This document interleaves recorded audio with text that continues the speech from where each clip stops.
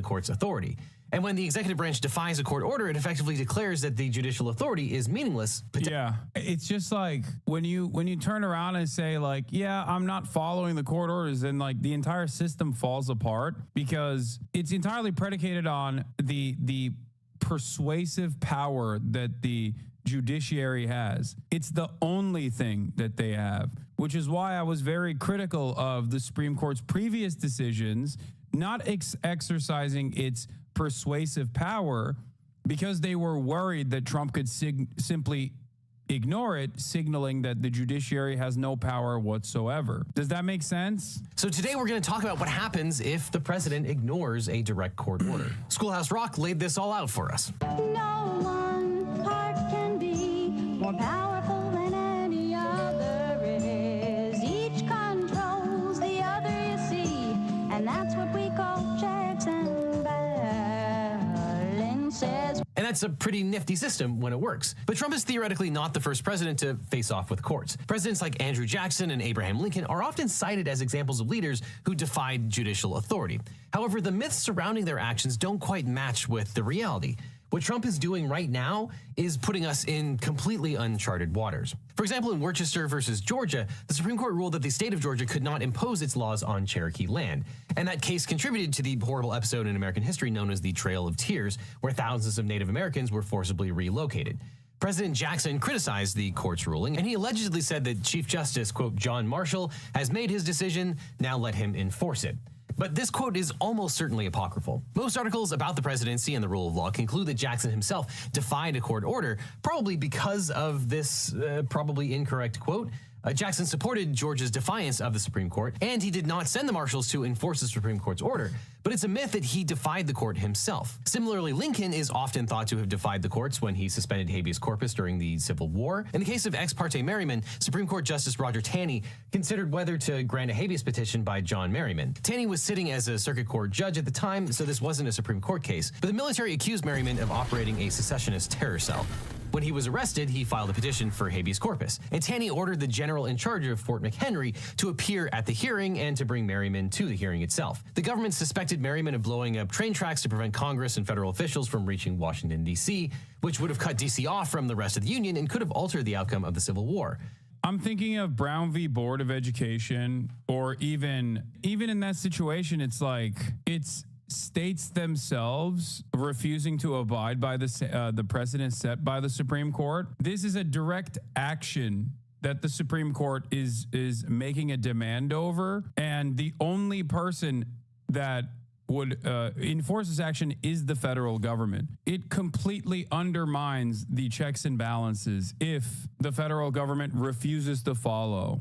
It's a fairly direct destruction of any kind of power that the judiciary has. But the point is that Presidents Jackson and Lincoln did not directly ignore court orders in the way that the Trump administration seems to have been doing in these deportation cases. Yeah, this is why I said it's like a little bit different, where it's the federal government not enforcing states' capacity to do harm versus the federal government directly refusing to answer to the judiciary. In practice, it's the same outcome, kind of, but like it is new. So when the government arguably disregards a court order, judges usually start by clarifying their orders and giving the government a chance to comply. This is happening right now in dozens of cases involving Trump's illegal executive orders. If the government doesn't comply, then judges may find them in contempt. And one thing you'll notice about everything that we're talking about here today is that this is a slow process. Generally speaking, contempt of court is defined as any act which is calculated to embarrass, hinder, or obstruct a court in the administration of justice, or which is calculated to lessen the authority or dignity of a court. Yeah, you could literally, like, that's the awesome power that courts technically have. And when distinguishing between the types of contempt, there are two broad categories: criminal versus civil, and direct versus indirect. The problem is that the government is trying to prevent Judge Boasberg from undertaking the fact-finding necessary to develop a complete record about the flights to El Salvador. The judge has repeatedly asked the government to answer questions, but the government has refused to provide any answer. And then, sensing that Judge Boasberg was moving closer to a contempt finding, the administration suddenly claimed it was considering invoking the state secrets privilege. This prompted a new round of back and forth between Judge Boasberg and the government, which finally ended with the government asserting it had a national security reason to refuse to answer any questions about the flights. But it certainly seems like the administration's privilege argument seems to be made in bad faith. They didn't raise it until the judge continued to investigate, and a lot of the information about the flights is already in the public record, including a bunch of propaganda videos that they made at the time. And the first reference to privilege came from a declaration by an ICE official in a I think none of this matters of the Supreme Court ruling saying his order was wrong. It still matters because the Supreme Court, just like the lower courts, have, I mean, it's still a part of the judiciary. So it technically still matters right now, depending on whether or not Trump will decide to do the thing, to do the damn thing that will eventually turn the U.S. Constitution into a piece of toilet paper. You know what I mean? I guess they could just keep stalling. That's usually how you can effectively refuse to comply with a direct order from the Supreme Court. Just kind of ignore it. This is one of the many cases that the Trump administration's actions have created that is boundary breaking, precedent setting, truly the next stage of American fascism. This is the moment where either the institutions start serving the fascist agenda and the rules, the legality doesn't matter anymore. It's more so an argument about morality. Like, this is the moment where, is slavery legal or not? Okay, that's basically it. You know how we talk about how laws don't mean anything if those laws are directly and openly unjustifiable, and we point to the racial purity laws in Nazi Germany or slavery laws in the United States of America. This means, are we crossing the legal Rubicon or not? Are we just completely dismantling any persuasive power that the judiciary has, therefore completely dismantling the judiciary, or I guess turning it into a puppet of the federal government, which in some instances it has acted like that regardless. But I mean, this is a very important moment, I think, in American history, depending on what the Trump administration does. As of a couple hours ago, the Supreme Court did decide unanimously to return the Maryland man that was falsely sent to El Salvador, despite having a previous court ruling that protected him because he had a withdrawal order. Facilitating without a deadline means nothing. They could just delay for years. No, I know. It could be ass covering from the Supreme Court so that they say, well, we gave the lawful order, but then we left it in an open-ended manner. So they could just turn around and say, oh, we're trying to facilitate. We're following the lawful order of facilitation. That doesn't mean we're actually returning him. Yeah, new Supreme Court order requiring U.S. to facilitate return of Kilmar Abrego Garcia from El Salvador could open the door to similar legal claims by those Trump deported last month under the Alien Enemies Act. The language is vague, but logic would suggest they mean bring him back. Yes, but there's two different points here that are a matter of that could be up for contention. One, the fact that CCOT is in a sovereign nation, totally independent from the United States of America, which clearly is a legal argument that they're going to entertain. And the second part of the problem is, you know, they'll claim that they are facilitating the return, but facilitating the return can mean tomorrow. It can mean 3 years from now. It can mean never. It was part of the reason why I said that the Biden administration, for example, had the power to de facto delay student loans. That is directly that's directly within the power of the executive. They can't outright, let's say the Supreme Court says you can't outright abolish student loan debt, but you could technically delay student loan debt permanently. It's a power that they have. It's a power that they've used. It's a power that they used during COVID. It was a matter of the Biden administration refusing to use that power that they had that stopped them from doing so. Thursday night, the original judge handling the case, Judge Paula Zinnes of Maryland, ordered the Trump administration to facilitate the return of Abrego Garcia to the U.S. as soon as possible. The order gives the Department of Justice until 9:30 a.m. Friday to detail Abrego Garcia's location and the steps the U.S. has taken to bring him back. The development comes amid scathing criticism of the Trump administration for deporting 200-plus foreign nationals without any due process. The Trump administration looks like more and more of a police state every day. and that's a country that none of us recognize. President of El Salvador is coming to the White House on Monday. Does President Trump want him to bring Kilmar Abrego Garcia with him? The Supreme Court made their ruling last night very clear that it's the administration's responsibility to facilitate the return, not to effectuate the return. I believe the... Yep, classic. Oh, they're doing it. Oh, well, they're just saying facilitate. So, no, we're not bringing him back right now. That is so psychotic. Oh, my God. Oh, my God. Yeah, we're facilitating. We're in the process of facilitation. You can't tell us what the timeline looks like. A lower court might, but then we'll kick the can back up to a higher court before we do that. An attorney for Abrego Garcia appeared in court this afternoon. Here's what Abrego Garcia's lawyer said outside court while calling on the White House to abide by the Supreme Court's order to return his client.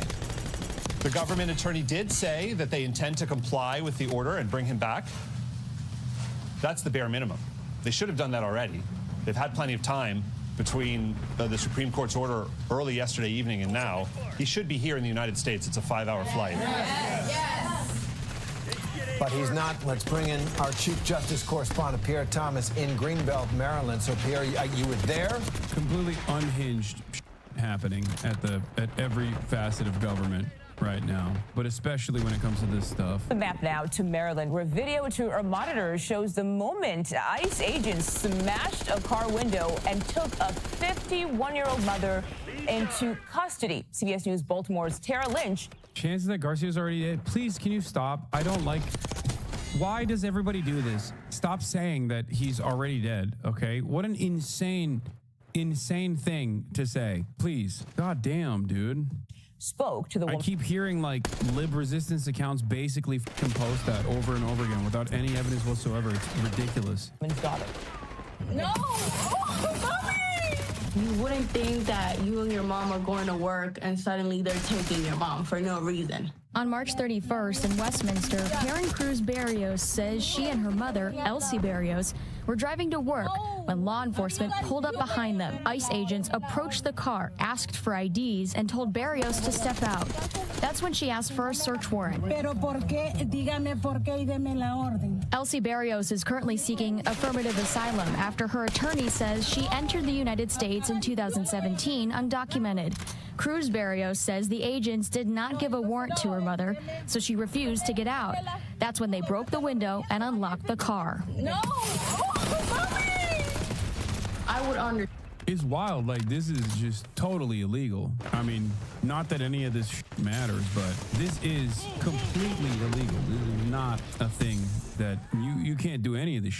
And they're wearing masks. Makes me feel like they know what they're doing is illegal, you know? Gestapo. Understand if they had a search warrant or anything for her, then okay, then, you know, you guys can, you know, take her out or give it to her and she can step up. I'm pretty sure it's not illegal. It absolutely is. What are you talking about? That's your private property, your car. Just like your house is your... They can't just do a warrantless search and seizure like this. What are you talking about? The only difference in this circumstance, the only problem here is that there are constitution-free zones, technically. Anywhere within 100 miles of a port of entry, an airport, you know, a beach, waterways is technically considered constitution-free zones, although this is a warrantless search and seizure being enforced on a person who literally has a court date. ICE is allowed to operate without any sort of constitutional limitations. They did, though. Illegal immigrants don't have rights. Yes, they do, you idiot. Of course they do. Everyone has rights. Undocumented and documented citizens and non-citizens alike have rights. The same rights that you do. The same rights that your shit stain of an existence has on U.S. soil, they also have. It's in the Constitution. You don't even know what this person's status is either. And they didn't either at that point. They just went in. They're like, oh, well, brown person. We can just break your car window and nab you. Good thing we don't have any due process anymore. Maybe they'll do that to you too, Grand Goober 444. Not that legality matters, clearly. It's not like legality has stopped any of these assholes from behaving this way. Just straightforward Nazi shit, dude. Yeah, I saw the Mahmoud Khalil memo as well. It's right here, which is insane.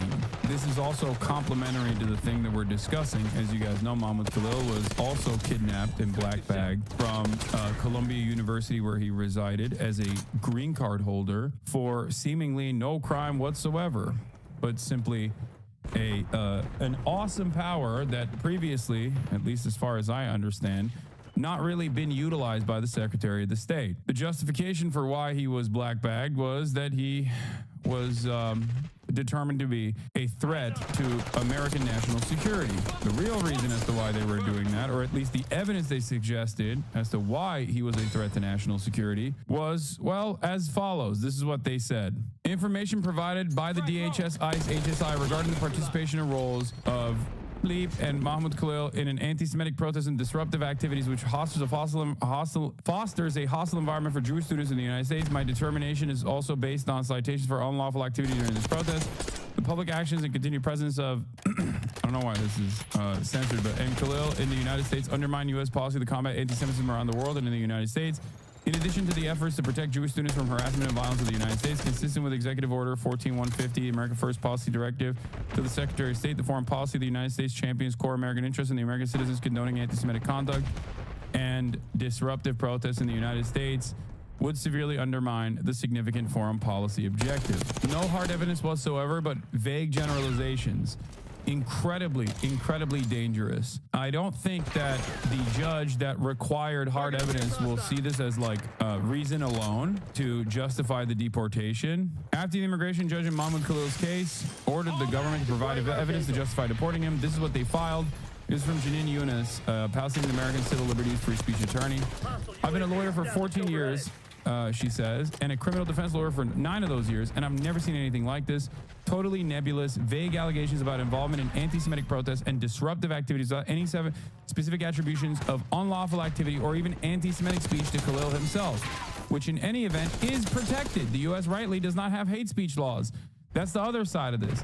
Even if they were to ascribe anti-Semitic speech directly to Mahmoud Khalil, this would not actually be reason alone to deport him or to revoke his green card. Do you understand? So this would destroy the First Amendment. It would destroy it in its entirety. There would be no more First Amendment. This would be the boundary-breaking, precedent-setting case that would erode the constitutional protection that every citizen and non-citizen alike has in the United States of America. In the U.S. and all civilized societies, if the government is going to punish someone under the law, it had better provide evidence for specific forms of unlawful activity by the individual they're targeting. Not only has the government entirely failed to do that here, but it's obvious its case is predicated on punishing First Amendment protected speech and protest. Yeah, this speculation, I think, is not incorrect. My theory on what happened, Baytar, Kadar, Mission Fed senators fabricated lies past the DHS and ICE. Deportation orders were issued without vetting. They thought Khalil was on a visa, not green card. Now they look incompetent and have to reconsider their sources. Janine speculates further, says, agreed. I agree with the speculation, by the way, because they literally initially said that Mahmoud Khalil was on a student visa. That is too large of an error to make. It is shocking. And then they just continued along with it. Now they box themselves in and won't admit they made a mistake and maybe should have done a little work before accepting at face value the words of an explicitly genocidal terrorist group. Yeah, anyway. Things have gotten worse. Things have gotten much worse. And honestly, despite everything that's happening in the world, I think this ought to be the most important news story in the country. Now, this broke with 249 years of American legal precedent, and this could very well be the beginning of the end of one of our country's founding legal principles, the right to due process. None of the individuals detained have ever been found guilty of any crime, nor were any of them charged with one. Whether citizen or not, anyone detained by the U.S. is entitled to due process as a constitutional right. But those rights are in question now. So first, a quick refresher of the facts, horrifying as they are. The named plaintiffs, identified only by their initials, are a group of 5 Venezuelan nationals who are being detained by the government. The lead plaintiff, JGG, arrived in the United States in March of 2024 and sought asylum. Like many of the other plaintiffs in this case, JGG was already going through the legal steps of the immigration process. He even had a hearing scheduled regarding his asylum application. And I will remind you, asylum is legal immigration. And while it may or may not be true that every everything he has alleged is true. That's the purpose of the asylum process, to determine if it's true, and if it is, at the end of that process, he would be granted asylum and would be a legal resident in the United States. Apparently, though, that process was moving too slowly for the Trump administration. The administration detained him and then presented JGG, a native Spanish speaker, with papers in English while falsely claiming that he was going to be released. Once he signed those papers under that false pretense, the government whisked him away to a detention center in Texas. At 3 o'clock in the morning on March 14th, 2025, he was awakened by the guards and told that he was going to be transferred somewhere else. The guards refused to specify where he was going to be sent or why. That transfer was apparently thwarted by a mechanical problem with the plane, which allowed JGG to contact his attorney and file this lawsuit on the morning of March 15th. And I will also remind you that the plaintiffs were not seeking full residency in the United States. They were simply asking for regular due process and to let the process of the immigration courts play out. But in their lawsuit, plaintiffs stated that they had heard that the Trump administration planned to invoke the Alien Enemies Act to remove Venezuelans to El Salvador's notorious prison, the Terrorism Confinement Center. And to be clear, when I say that El Salvador's Terrorism Confinement Center is a torture prison, I'm not exaggerating. The BBC published a shocking expose on the prison in 2023, highlighting its various human rights abuses, which included overcrowding, no windows, fans, or air conditioners to combat the year-round tropical heat, no outside recreation, and no familial visitation. Scholars have stated that 375 detainees have died in Bukele's Salvadoran gulags, but some estimate that... Bro, this stuff is so heinous. They got Legal Eagle to start making videos that are more overtly political than ever before. He normally wouldn't go this hard on anything. He's a liberal for sure, but in his commentary, you can kind of get a sense that like he defends the infallibility of institutions in general. He's not going to go above and beyond in terms of his commentary. I feel as though him, Philip DeFranco, many of these other guys, CoffeeZilla, regardless of their own personal biases, I feel like their commentary on issues such as this one have often been more restrained, and slowly but surely you see his commentary evolve through the process where it's just like they're sending people to a concentration camp. The number is more than 1,000. So upon hearing that the president was about to invoke the Alien Enemies Act to send them to a torture prison, the plaintiffs understandably were terrified and implored the D.C. District Court to issue a TRO preventing them from being extraordinarily renditioned to El Salvador based on the groundless whims of the Trump administration. But the government has claimed that JGG and the rest of the plaintiffs are being renditioned because they are members of Tren de Aragua. The plaintiffs have all argued that this is not true. Several plaintiffs have pointed out that the government's suspicions are based on the specious fact that they have tattoos, including a tattoo of an eye and a tattoo of a rose and a skull.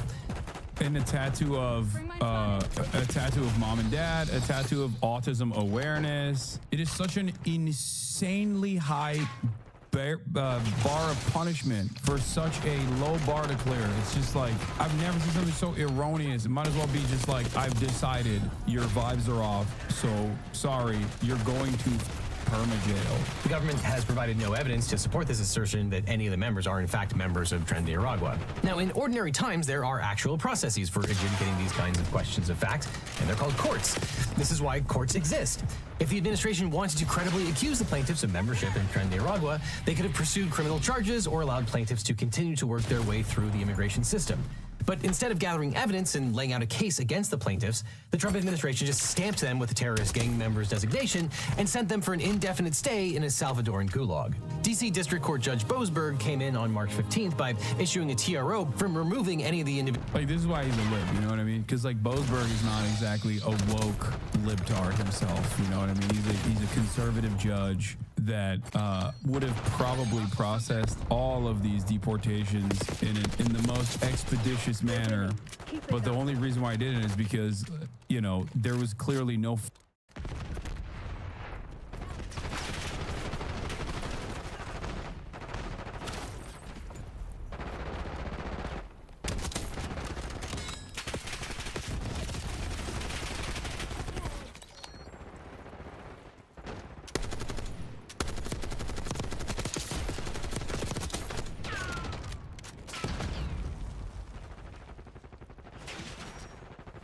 Trump and Elon Musk are now like glued at the hip for some reason, probably because Elon Musk is like, I don't know, psychologically manipulating this man the same way he's psychologically manipulated a bunch of women into having children with him. Obama. I haven't seen JD Vance in a while. He's gone. I don't know. He's at the bottom of the ocean. So Trump and Elon gave an interview to Sean Hannity, who also I think is drunk.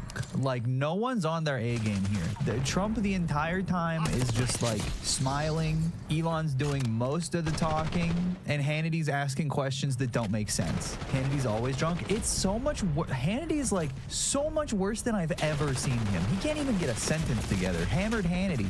I mean, well, let's just get into it because you guys are gonna see. It's cut into 3 parts and is edited to shit. There's so much editing that they had to do to, I guess, to make it coherent. I don't know. I gotta start with this. So you hear that? I gotta start with this. You good? Did you drive here? So he's working for free with Doge. He's kind of put a lot of his life on hold, and I guess they just started in the middle of the interview. He doesn't look good. He's really not able to like hold himself together this entire interview. And I just took a hit of my bong. Like, I smoke weed and I can talk politics because it's not that hard. You're also on TV, like, and you have to do propaganda. I don't know. Maybe it's just a lot to ask of old Sean these days. He's getting up there. He's getting old. Sued Twitter a number of years ago. You just made him pay you $10 million. That's right. That's right. Well, I sued from long before he had it. Yeah. And I mean, they really did a number on me, you know. And I sued, and they had to pay. They paid $10 million. What?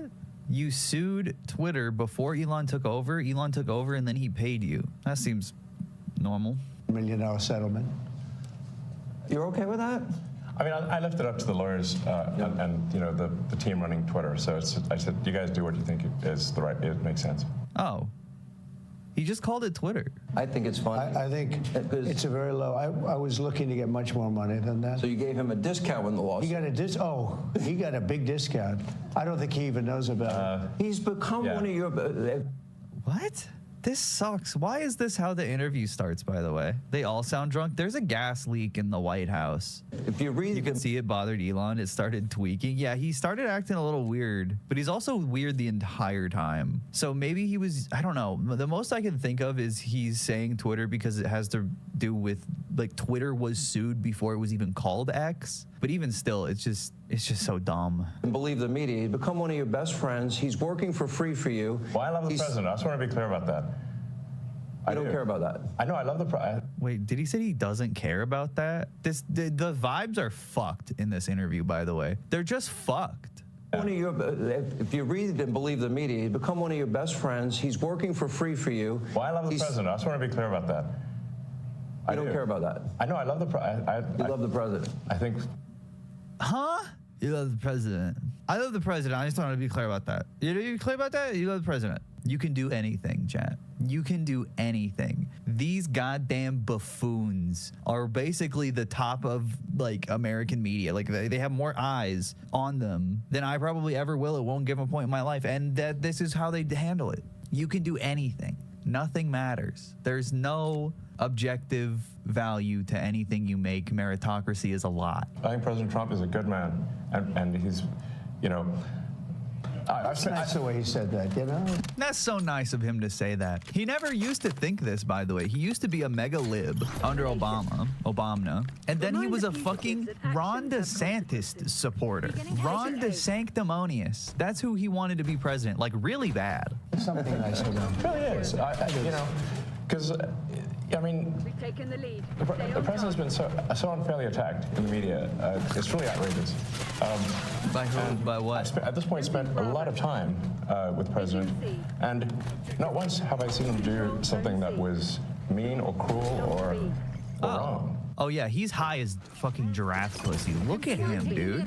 He's got to be on some shit. Just look at his eyes. They're fucking glazed over. It looks like his eyes have just been watering nonstop. You know, I've known him for 30 years. Yeah. And I've never seen anybody take as much as he's taken. Yeah. I've never seen anyone take as much as he's taken. That's my president, brother. He knows how to take it. And we've discussed this, and I'm like, how do you deal with it? Did I have a choice? Well, you would say that to me. I'm like, what am I going to do? Worry about? Trump is such a, like, he's such a drama queen. He loves the attention. Just look at this, man. He's like bashful, like, everyone hates me in the media, and I have to take it. I'm like an angel. I have to be nice, even though everyone hate me. He loves the glaze. He loves it. He's blushing. I have to take it. Everyone's so mean to me, and I take it. All I do is take. Worry about it, and and then culminating in 2 assassination attempts, which resulted in your endorsement. Don't be rude. The media did that. God, this interview is so atrocious, dude. It's so bad. Well, I was going to do it anyway, but that was it. Precipitating event. Yeah. Okay, so this is what's dumb, and I think he's lying when he says this. He said he was going to endorse Trump anyway. Then why were you fucking trying to get DeSantis elected, you weirdo? That obviously was not your plan from the beginning. Yeah, a little bit. Yeah. The day of the assassination. I didn't know that. Yeah. I sped it up, but I was going to do it anyway. I think he's lying. Mr. President, with your indulgence, I'm convinced that people only know a little bit about Elon. I don't think they know everything. With your indulgence? What is he, like a duke? Like, what the fuck does that even mean? Mr. President, with your honor and grace, may I please suck off Elon now? About Elon, because as I studied for and prepared for this interview, they know everything about Elon, because as I studied for and prepared for this interview, I learned a lot about you that I didn't know. I think people will think about Tesla. Democrats are demonizing you and trying to make the country hate you. I just want people to understand you a little bit better, and the person that you've gotten to know and have now put a lot of trust in. And, just let's go over a little bit of your bio, starting with PayPal and how you became involved with Tesla and SpaceX and Neuralink and all that. Well, I mean, I think the way to think of me is like I'm a technologist, and I try to make technologies that improve the world and make life better. Your shirt. Yeah, and that's why I like. Dude, I really like that Sean Hannity's question was, let's go over your background, I guess. That's not really a question. He was like, let's go over your background. People don't know Elon Musk, so your PayPal, your Neuralink. Yeah, he's king of computers, as Trump said it. What is his, amulet? What the fuck is that? Even Trump's like, ugh. My t-shirt says tech support because I'm here. I think that's the amulet that blocks Wi-Fi signals. Awesome. By the president with technology support. And now that may seem like, well, is that a silly thing? But actually, it's a very important thing because technology support. I'm like 99% convinced that Elon Musk is just helping Trump with his Wi-Fi password, because Elon doesn't know very much about technology at all, despite describing himself as a technologist. It's an expert in a particular field of technology, or a person employed to look after technical equipment or do practical work in a laboratory. And Elon Musk is certainly neither of those. So he said that just because I think he likes the way the word sounds, but he's never going to enter a one-on-one interview with anyone that would call him out on that, probably for the rest of his life. So the Don Lemon interview was too much for him, and now he's never doing a contentious interview ever again. The president will make these executive. Imagine getting one-shotted by fucking Don Lemon and being reserved to never doing interviews after that. Just reclusing yourself, except for Sean Hannity drunkenly asking you, like, I don't know, how your fucking day is. Like, that's the only level of interview Elon is capable of doing anymore. That and like Twitter Spaces. Orders, which are very sensible and good for the country, but then they don't get implemented, so if you take that interview broke me. I think it broke Elon too. I think it really reinforced the victim narrative for him, and was like, everyone's out to get me, so I have to overthrow the government. I have to coup the government. For example, all the funding for the migrant hotels. The president issued an executive order. Hey, we need to stop taking taxpayer money and paying for luxury hotels for illegal immigrants, which makes no sense. Like, so obviously people. Yeah, so this isn't how executive orders work, by the way. They're not just like instant laws that you can enforce on the whole fucking country, but that's what Elon thinks they are, so he, doesn't matter. Do not want their tax dollars going to fund high-end hotels for for illegals. No, we want our tax dollars to fund high-end hotels for Secret Service when Trump charges them 3 times the rate at his own hotels, which is what he does, by the way, and still does. That's what our taxpayer dollars need to be paying for, not hotel rooms for people who literally have nowhere else to go. They can stay in the street. Sure, the executive is built in the Constitution with too much power. There's no precedent for what the Trump administration is doing, but it's not that illegal. It works to the degree that it needs them to work. It's still within the confines of like American institutions and American norms. But what Trump wants to do is use the power of the executive branch to shrink the federal government and then, I think, disable the power of the executive, as has been done in the past, to like shrink the government so anyone following the Trump presidency would have less power in fixing what he did than he had breaking it. That's exactly what I think the long-term plan is. Because that's how you get back to like 1800s times. And that is precedented. They took power from the executive and gave it to Congress, and then Congress did only corporatism, only corporate fucking Gilded Age policy. It was bad. And that's exactly what Trump wants to get back to. Because corporations were fucking killing it back in the day. And yet they were still doing that, even as late as last week. Elon is so unseemly, I know. And so, you know, we went in there and we're like, this is a violation of the presidential executive order. It needs to stop. So I don't know the way you've been talking. It sounds like Republicans aren't planning on having to answer to the electorate anytime soon. It depends on how you say answer, too. Because congressional Republicans are still, like, relatively popular, given, like, again, relative to congressional figureheads and politicians in general. Face an election. I mean, they might not even have, like, a fucking successor, but Democrats certainly don't either. Democrats don't really have a single good person to put out within the party right now as a presidential candidate. Republicans can probably run, like, Marco Rubio and get like a decent enough amount of the vote. If there's no Democratic opposition, Marco Rubio is going to be your next president. Fetterman, yeah. No, he'll lose. Fetterman will lose. He will lose, and then he'll sign with CAA, Harvey Weinstein's agency, just like Kamala Harris did. Just like Joe Biden did also. Bernie, he's too old, man. I don't think he'll do it. Article 1, Section 9, Clause 7 is the power of the purse clause. It's why these funding freezes are being overturned in court, but taking this stuff to court takes time. They're throwing shit at the wall and seeing what can stick and what they can get away with. Okay, for sure, that makes sense. It's not that they ultimately respect, like, the Constitution. They pick and choose, obviously. It's just that has kind of always been the case in American history. That's why we have so many amendments. We pick and choose. We take shit out. We add shit on. It's just Trump weaponizes American institutions very effectively by capturing them in a quote-unquote democratic fashion. AOC, too young and progressive. I don't think AOC has, like, zero chance. She's not too young anymore, but I still don't think, I don't know. It just depends. Isn't AOC a Zionist? Not really, but she doesn't have very good foreign policy takes. The thing here is one of the biggest functions of the DOGE team is just making sure that the presidential executive orders are actually carried out. And this is, I just want to point out, this is a very important thing because the president is the elected representative of the people. So he's representing the will of the people. And if the bureaucracy is... I like that the implication is the president is the only elected representative of the people as opposed to Congress. The president is the elected representative of the people. It's like, yeah, there's not just one of them. What the fuck? Also, who are you? He's so fucking stupid, I know. Fighting the will of the people and preventing the president from implementing what the people want, then what we live in is a bureaucracy and not a democracy. Holy shit, dude, write this down. New political theory just dropped.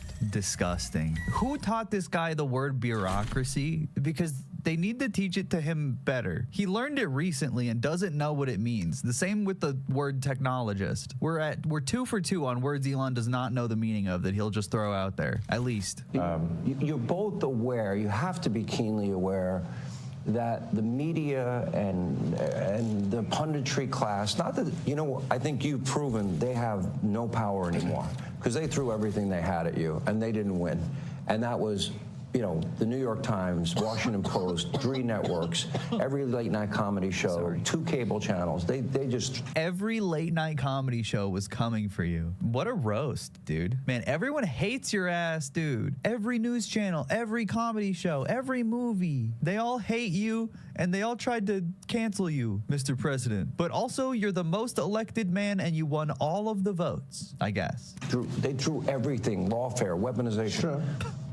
Wait, I'm sorry, comedy shows through lawfare at you and weaponization of the government, which they definitely don't do, of course. Eden, I rewatched that interview with Don Lemon at least once a week. He's so fucking dumb. It's really bad how dumb Elon Musk is. Literally, that Don Lemon interview from, I think, 2 years ago now, is the last time he's spoken to a real contentious journalist that doesn't just suck him off. He will not talk to anyone else anymore. And that's fine to do. I see. They want you two to start. They want a divorce. They want you two to start hating each other. They want a divorce. President Elon Musk, for example. You do know that they're doing that to you. Oh, I see it all the time. They tried it, then they stopped. That wasn't. They have many different things. I like that Sean Hannity showed up with no questions. He started talking about lawfare and weaponization and how every news channel and every comedy show and every celebrity was shitting on Donald Trump because, you know, he's such a repugnant asshole, piece of shit, bad person, terrible leader. Why is Elon there? What happened to JD? I don't know. He's gone, dude. He's gone. He's not here anymore. The last time anyone saw JD Vance was walking into a erotic porn theater. He was never seen again. Some say he's still there. Hatred. Actually, Elon called me. He said, you know, they're trying to drive us apart. I said, absolutely. No, they said, we have breaking news. Donald Trump has ceded control of the presidency to Elon Musk. Oh, I was saying Sean Hannity didn't show up with any fucking questions for either of these people. He just showed up and was like, so basically the news hates you and they're really fucked up to you. How does that feel? And, you know, how does it feel to invent PayPal? And Elon's like, it feels good. It feels good, but I don't understand why the libs are so twiggled. And Sean Hannity goes, yep. I don't understand. There's a gas leak, I think. President Musk will be attending a cabinet meeting tonight at 8 o'clock. And I say, it's just so obvious. They're so bad at it. I used to think they were good at it. They're actually bad at it, because if they were good at it, I'd never be president. Because I think nobody in history has ever gotten more bad publicity than me. Nobody? I could do the greatest things. I get 98% bad publicity. I could do, outside of you and a few of your very good friends, it's like the craziest thing. But you know what I have learned, Elon? The people are smart. They get it. Yeah, they do, actually. They get it. They really see what's happening. They get it. Yes. And at the end of this interview, what I would like is I want people to know the relationship and know more about you. Is this long COVID? Did they got the brain fog? Like, what the fuck happened? What the fuck is going on? Nobody can speak in this interview. It's kind of making my mind lose. I think it's affecting me. Did Hannity have a stroke or something? I think everyone in the room is suffering some kind of debuff. It's spreading. What is the relationship, Mr. President? Well, I respect him. I've always respected him. I never knew that he was right on certain things, and I'm usually pretty good at this stuff. He did Starlink. He did things that were so advanced and nobody knew what the hell they were. Starlink is just satellite internet. I know what that is. Yeah, nobody knew. Nobody knew what it was until he came out with it. And it's like, no, man, you didn't know until he told you about it. And you thought he's the first guy to do it because you've never heard of it before. Republicans have spent the last 4 years mocking Biden's cognitive decline, but Trump just got ignored. Well, that's the thing, right? And I tried to point this out. In my video about the first debate with Joe Biden and Donald Trump. I talked about how Trump, really, a younger Trump would have done a lot better against Joe Biden than the Trump what we saw. And that was, I mean, what, almost a year ago now, in like June or something, or May of last year. Since then, Trump has gotten significantly worse. I think by the end of his 4 years, he's going to be like on the Joe Biden gas. Like whatever the fuck they were giving Joe Biden, whatever cocktail to keep him alive, he's probably on it already, because his brain is just melted. It's been melted, but it's worse. Like he can't hold a sentence. He can't carry a sentence. He can't do the weave as well as he used to be able to. Like this interview is pretty damning. And then he gave a speech today that was also really bad. It was rough. I don't know. He's not the same. He's not the same he used to be. That's for sure. I can tell you in North Carolina, they had no communication. They were wiped out. Those people were, you know, they had rivers in between. The land that never saw water, all of a sudden there was a river and a vicious, like rapids. People were dying all over. They had no communication. They said, you know, Elon Musk. And they didn't really know I know him. I said, yeah. He said, could you get Starlink? It's like the first time I ever heard of it. I said, what's Starlink? A communications. What, North Carolina? Wait. He was talking about the North Carolina hurricane? That wasn't even, he wasn't even president yet. System. That's unbelievable. I have it. Yeah. And he said, I called him and I said, listen, they really need it. And he got like thousands of units of this communication. And it saved a lot of lives. He got it immediately, and you can't get it. I mean, you have to wait a long time to get it. But he got it to him immediately, and I said, that's pretty amazing, and I didn't even know he had it. What? We watched the rocket ships, and we watched Tesla. I think, you know, something that had an effect on me was when I saw the rocket ship come back and get grabbed, like you grab a beautiful little baby. You grab your baby. It just... You see what I mean? He's like, oh God, he's becoming Joe Biden. You grab your baby, you grab a little baby. Uh-oh. No, I'm sure this is grand. This is awesome, dude. I'm sure we're good, dude. We're doing good. Tesla, I think, you know, something that... White House curse? There's a gas leak. Everyone thought Joe Biden was getting old. There's a gas leak in the White House, dude. What affected me was when I saw the rocket ship come back and get grabbed, like you grab a beautiful little baby. You grab your baby. He's talking about the SpaceX rocket catching thing, like the rocket catching landing mechanism, which is Elon's only contribution is just suggesting the idea. And that's, you know, mythology, by the way. It is an absolute feat of engineering that this is possible, but Elon Musk did not do this.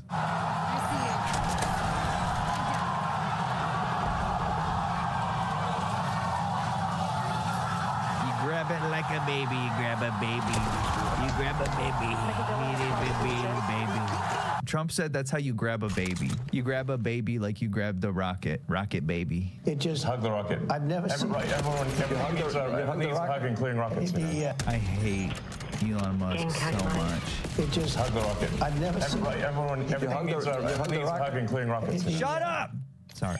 Everyone needs a hug and clinical rockets. Everyone has a hug and clinical rockets. God, just like rehearse in your head a little bit before you open your fucking mouth, man. I know you can do it. It's not impossible. He just thinks every thought in his head before he even finishes thinking it is so valuable he can't help himself. Before he even calculates the necessary verbiage to say what he needs to say, he's already speaking. No, but, and he said, you know, you can't really have a rocket program if you're going to dump $1 billion into the ocean every time you fly. You have to save it. Right. And he saved it. First time that I've ever seen that done. And nobody else can do it. If you look at the U.S., Russia, or China, they can't do it. And they won't be able to do it for a long time. He has the technology. So you learn... I don't think they need to. I mean, if Elon Musk starts like pirating space resources from asteroids and like other planets and stuff, I mean, that's just bad. He's just going to be enriching himself to a nauseating... I mean, you're literally going to find like deposits of gold in asteroids. Like you're going to find rare earth minerals. You're going to find like space is unlimited, infinite of the most valuable resources. And we're not even like running out. Like it's not even something that like is necessary. It's just so easy, or it's so protected. If it's free real estate in the eyes of capitalists. Yeah, it's space colonialism, and you bet your ass if there were fucking life forms or any kind of like sentient beings on these planets, they'd be fucking massacring them and killing them if they were sitting on top of valuable resources. But, you know, it's just lucky that that's not the case, I guess. I wanted somebody really smart to work with me in terms of the country, a very important aspect. In terms of the country. He doesn't talk about it. He's actually a very good businessman. And when he talks about the executive orders, and this is probably true for all presidents, you write an executive order and you think it's done. You send it out. It doesn't get done. It doesn't get implemented. They don't implement it. Yes, this is still the first interview. I'm sorry. I've been getting really angry about this. From the last administration, and they are in some cases, you try and get them out as fast as you can. But as soon as he said that, I said, you know, that's interesting. You write a beautiful executive and you sign it and you assume it's going to be done, but it's not. What he does. Okay, so he doesn't understand how executive orders work, and he likes that Elon Musk comes in like a fucking thug and just enforces whatever Trump wants, whatever he writes down on a piece of paper. As he takes it, and with his 100 geniuses, he's got some very brilliant young people working for him that dress much worse than him, actually. Yeah, they dress in just T-shirts. You wouldn't know they have 180 IQ. Wait a minute. So what? Yeah, you wouldn't know. You wouldn't know they had 180 IQ by the way they dress or act or speak or in any of the work in their portfolio. Yeah, that's crazy. Wow. Yeah, it's almost like they just say that they have a high IQ. Yeah, one of them is named Big Balls. Anyone, Sean Hannity, you want to ask about Big Balls, or you're just cool with that? You just don't think that that's something you need to follow up on? Guess not. He's your tech support. No, he is. But he's much more than that. Yeah. Can one person at a time talk, please? Again, no questions for this interview, no organization for this interview. Sean Hannity isn't asking anyone anything in particular. He just said he's your tech support. And they can't even get the fucking role Elon Musk has clear. This is so bad. Yeah, he's so much more than that. He's my lover. I'm tech support though, but he gets it done. He's a leader. Yeah. He really is. He gets it done. You get a lot of tech people, and you have people that go to tech, but he gets it done. You know, I said in real estate. Yeah, he's, some would say he's the leader doing the leading. You had guys that would draw beautiful renderings of a building, and they'd draw the rendering, it would be great, and you say, great, when are you starting? But they were never able to get it built. They couldn't get the financing. They couldn't get the approvals. It would never. Yeah, see, Elon here is willing to break the law, violate, human rights, steal, lie. He's willing to do a lot of crimes and a lot of immoral acts. Never get done. And then you have other guys that are able to get it done. They could just get it done. That was in real estate. Same thing in this. He gets it done. So when he said that, he said, when you sign these executive orders, a lot of them don't get done, and maybe the most important ones. He gets it done. And he would take that executive order that I'd sign, and he would have those people go to whatever agency it was. When are you doing it? Get it done. Get it done. And some guy that maybe didn't want to do it, all of a sudden, he's signing. He just doesn't want to be bothered. Do a lot of those executive orders have to be codified? Yeah, some guy doesn't want to get it done. He gets it done. Does anyone know if he gets it done? Guys, will they mention the Sig Heil? Hell no. Absolutely not. No, that's not newsworthy. Right into law. You need the Republican Congress and to they follow will be. up. A lot of them will be. Yeah. They will. Look, in the meantime, we have 4 years. The beauty is we have 4 years. That's why I like doing it right at the beginning, because an executive order is great. I mean, the one problem, it's both good and bad. Because when they did all these executive orders, I've canceled most of them. They were terrible. I mean, we're going to go radical left communist. Okay, it was crazy. Their executive orders were so really crazy. We were going radical left communist. Joe Biden was taking us down that path. Just remember that. Just remember that Elon is telling us that communism is what he's saving us from. Elon is the opposite of communism. Everyone needs to literally hammer this home with their parents. Make them understand this. Everything Elon does is completely counter to communism, the opposite of communism. If they ever got him codified, you'd never be able to break him. So the damage that Biden has done to this country, and it's not even Biden, it's the people that circled him in the Oval Office, okay? But the damage they did to this country, in terms of, let's say, open borders, there's so many things, but open borders where millions of people poured into our country, and hundreds of thousands of those people are criminals. They're murderers, they're drug dealers, they're gang members, they're people from prisons from all over the world. Back on the border, baby. I thought we closed the border. Who cares anymore? I thought we fixed it. What? And we have a great guy, Tom Homan, and he is doing so incredibly. You saw the number, like 96%. 95%. He is a phenomenal guy. And Kristi Noem is doing an unbelievable job. And he wanted her. He said, she's so tough. And I said, I don't think of her as that way. She's very nice. He said, no, she's so tough. And she is. I see with the horses. She's riding the horse. Let's go. She's great.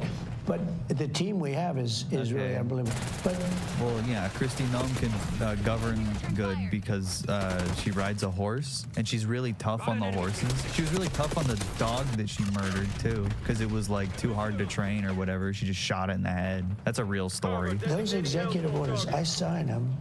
And now they get passed on to him and his group and other people. Shit. And they're all getting done. We're getting them done.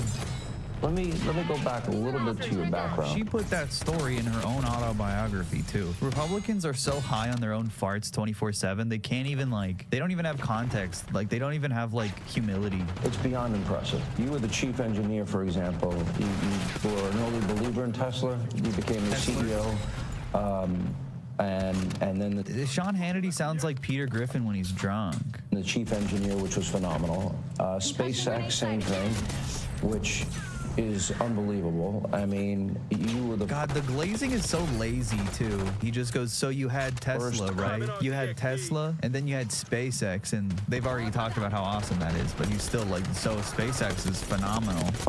Private company to send astronauts successfully into space. First private company to send astronauts into orbit. Yeah. That's pretty deep. He's going to go into That's pretty orbit deep. soon. Okay. Yeah. No, he's going to go to Mars. He's Starlink at some point. Okay, Grandpa, why did Trump say that? He's gonna go into orbit soon. I fucking hope so. He's going to go into orbit soon. Okay. Yeah. No, he's going to go to He's gonna go into orbit one day, my little son. Is he? Mars. He's Starlink. He's gonna go to Mars. Yeah. Is in But they also ask me, like, do you want to die on Mars? And I say, well, yes, but not on impact. Starlink is in 100 countries. This is going to be hard. I feel like I'm interviewing. No. He's so funny. How many times do you think he's told that joke? He's always making like fucking like puns, but he's so like megalomaniacal. He thinks that they're really funny jokes. His echo chamber is so dense. He just thinks he's hysterical. Two brothers here. You go ahead. Star Shield, which could be used for national defense. Yeah, it is already being used for national defense. Then you have what is it called? Optimus, a part of Tesla. The robot, yeah. Oh my God, we're still going over all the cool things he does. You have the Optimus. No need to talk about it or what it is or anything about it, but you have that. That's an accomplishment. Your product that you aren't selling yet. Robotic arm. Then you have an AI arm. And then you have something that really fascinated me, and it's called Neuralink. Yes. You might help the blind to see, and people with spinal cord injuries. Yeah, you might theoretically. Sure, man. That they can recover, where in the past, how close is that becoming a success? Neuralink, we've implanted Neuralink in 3 patients so far who are quadriplegics, and it allows them to directly control their phone and computer just using their mind, just by thinking. It's like, so. Yeah, so you're not like healing the blind, are you, actually, at all? They can just control their computer with their mind. That's actually a completely different thing. We call this product telepathy. Yeah, it actually allows you to post by thinking. Fucking revolutionary, man. You control your computer and phone just by thinking, and it's possible to actually control the computer and phone faster than someone who has working hands. Yeah, you don't even need hands. The next step would be to add a second Neuralink implant past the point where the neuron's damaged, so that somebody can walk again, and so they can have full body functionality restored. And you like Bobby, right? I like Bobby, actually, yeah. I think I supported Bobby Kennedy. I think he fucking dude, Neuralink is so nothing. It's nonsense. All Elon is making with Neuralink is a fucking peripheral for your computer, but with your brain. There's a girl on Twitch that streams with a fucking headset that plays Dark Souls with her mind. She doesn't have to have an implant. She just wears the headset. The technology is there to control stuff with your brain. He's just like implying it's more fucking advanced when he does it, because we might be able to help people walk. I don't know. So far we haven't, but maybe one day. He's unfairly maligned as someone who is anti-science, but I think he isn't. He just wants to question the science, which is the essence of the science. The scientific method fundamentally is about always questioning the science. Oh my God. Guy who does a lot of fucking science speaking. How many chimps got killed with his brain chip? A lot. Well, they didn't tell us the truth about COVID, that's for sure. Yes. And we learned a lot with the Twitter files. And that just then raises a question. You're the richest man in the world. You may not like that part. You're pretty competitive. Neither here nor there. I've known you a long time. But that's why. But he's on your team. Well, that's true. He can't top that. He's good. You know, I wanted to find somebody smarter than him. I searched all over. Oh, really? What was your fucking test, Mr. President? It wasn't. He didn't fucking look very far. I just couldn't do it. Yeah. I couldn't. You really tried hard. I couldn't find anyone smarter, right? So we had it for the country. But this is the thing. We settled on for the country, he says. Well, thanks for having me. So, I'm just trying to be useful. This is here. the interesting. This is where we are as a society. And I need to see your report card, I guess. I hate to do this. Unfortunately, we had to settle with Elon. I mean, he's being sarcastic, but I think that ironic faux sincerity or whatever that Trump kind of does. You know, he'll say a speech and then he'll be like, oh, have you ever heard of the word border? You ever heard of border? You need to have a border. Like, he'll say something really like basic as like kind of a joke. Elon kind of does that too. It's a very weird commonality in their like phraseology, I guess, like their lexicon of speech. Like, they both do that. And I think for some reason they like synergize in a weird way. Like, they clearly like each other and they speak very similarly. But I'm going to do it anyway. You're doing all of these things. Nobody at Doge gets paid a penny, correct? Well, actually, some people are federal employees. Some are, okay. Yeah, they're helping. But I think it's fair to say that the software engineers at Doge could be earning millions of dollars a year, and instead of earning a small fraction of that as okay, so they are being paid. Okay, federal employees. Okay, so just, and they're very committed people. So yes. You're committed to helping the blind see, people with spinal cord injuries recover. Yes. Yeah, as long as they can pay for it, of course, or sign their rights away in a waiver. You're committed to getting to Mars. You're committed to rescue. You're going to help rescue next month. Yeah, it's something called technologism. 2 astronauts that I think were abandoned. They dispute that in an interview. Yeah, the astronauts themselves don't feel abandoned. They dispute that, I guess. At the president's request, or instruction, we are accelerating the return of the astronauts, which was postponed kind of to a ridiculous degree. They got left in space. They've been there. They were supposed to be there 8 days. They're there almost 300. They got left in space. To a ridiculous degree. They got left in space. They've been there. They were supposed That's scary. So the right-wing media has really like made this seem like a Joe Biden thing. They talk about it honestly more than they talk about any other one singular thing in these fucking interview videos. They're 8 days. They're there almost 300. Biden. They were yes, they were left up there for political reasons, which is not good. That's not. None of that is it's true. It's not good. Now, if I had the weight of the pressure of doing that successfully, they've been on the International Space Station longer than they were supposed to. By a lot, don't get me wrong, but they're not abandoned. They're monitored constantly. Every like fucking cubic feet of oxygen that they take up has to be calculated in the fucking process of keeping all of the people on the ISS alive. Like, they're not stranded. They've just been waiting to go back. Honestly, they sound like they're having a good time. That's from the astronauts themselves. They don't want to be called stranded. They said they feel comfortable and prepared. Why does the interviewer look like that? That's Sean Hannity. He looks really bad. He looks like they're like doing something to him. I don't know. Free vacation? Honestly, kind of. They probably really don't have any work to do. They're like nerd scientists on the ISS for longer than they have to be. Like, they're chilling up there. Starting a podcast, I think. I'm joking. That would be really funny though. On my shoulders, I think I'd be, you know, but when we spoke before we did this interview, you were very confident. You think this will be a successful mission? Well, we don't want to be complacent, but we have brought astronauts back from the space station many times before, and always with success. So, Elon's SpaceX testing has delayed recent missions to go get them, by the way. They were supposed to launch this month, but because they're using SpaceX, they have to wait longer now, which is awesome. Imagine your lifelong dream being to go to space, and then you're told you get to stay in space even longer than you wanted. Yeah, they're not worried about it, honestly. As long as we're not complacent. When are you going to launch?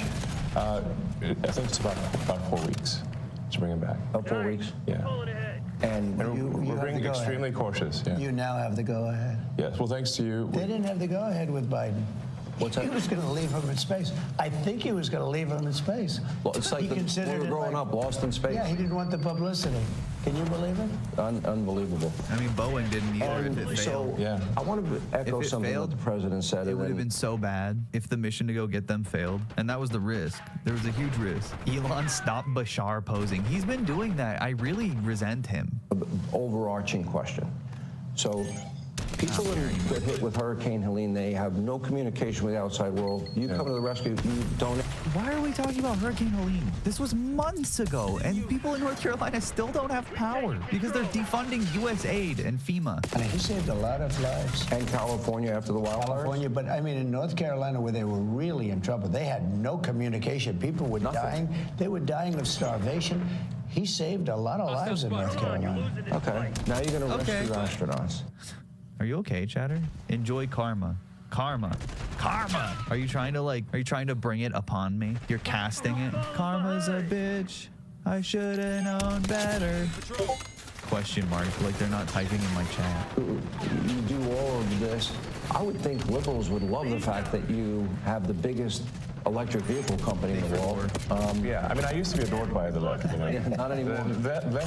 Yeah, well, I wonder why not anymore. Maybe it's the Hitler salutes and the Nazism. Maybe it's all of the Nazi stuff you've been doing. Could be. I think they just hate me because no reason, probably. Because no reason. Because I didn't do anything wrong is why they hate me. He killed that, huh? I mean, I really didn't. Well, I mean, it's this whole sort of like, you know, they call it like Trump derangement syndrome, and I didn't, you know, you don't realize how real this is until like you can't reason with people. So like I was at a friend's birthday party in LA, just a birthday dinner, and it was like a nice, quiet dinner, and everyone was behaving normally. And I happened to mention, this is before the election, like a month or two before, I happened to mention the president's name. Yeah, you happened to mention the president's name. All he said was Trump. No context or sentence with it. He said everyone was behaving normally, of course, until he showed up. And it was like they got shot with a dart in the jugular that contained like methamphetamine and rabies, okay? And they're like, wow.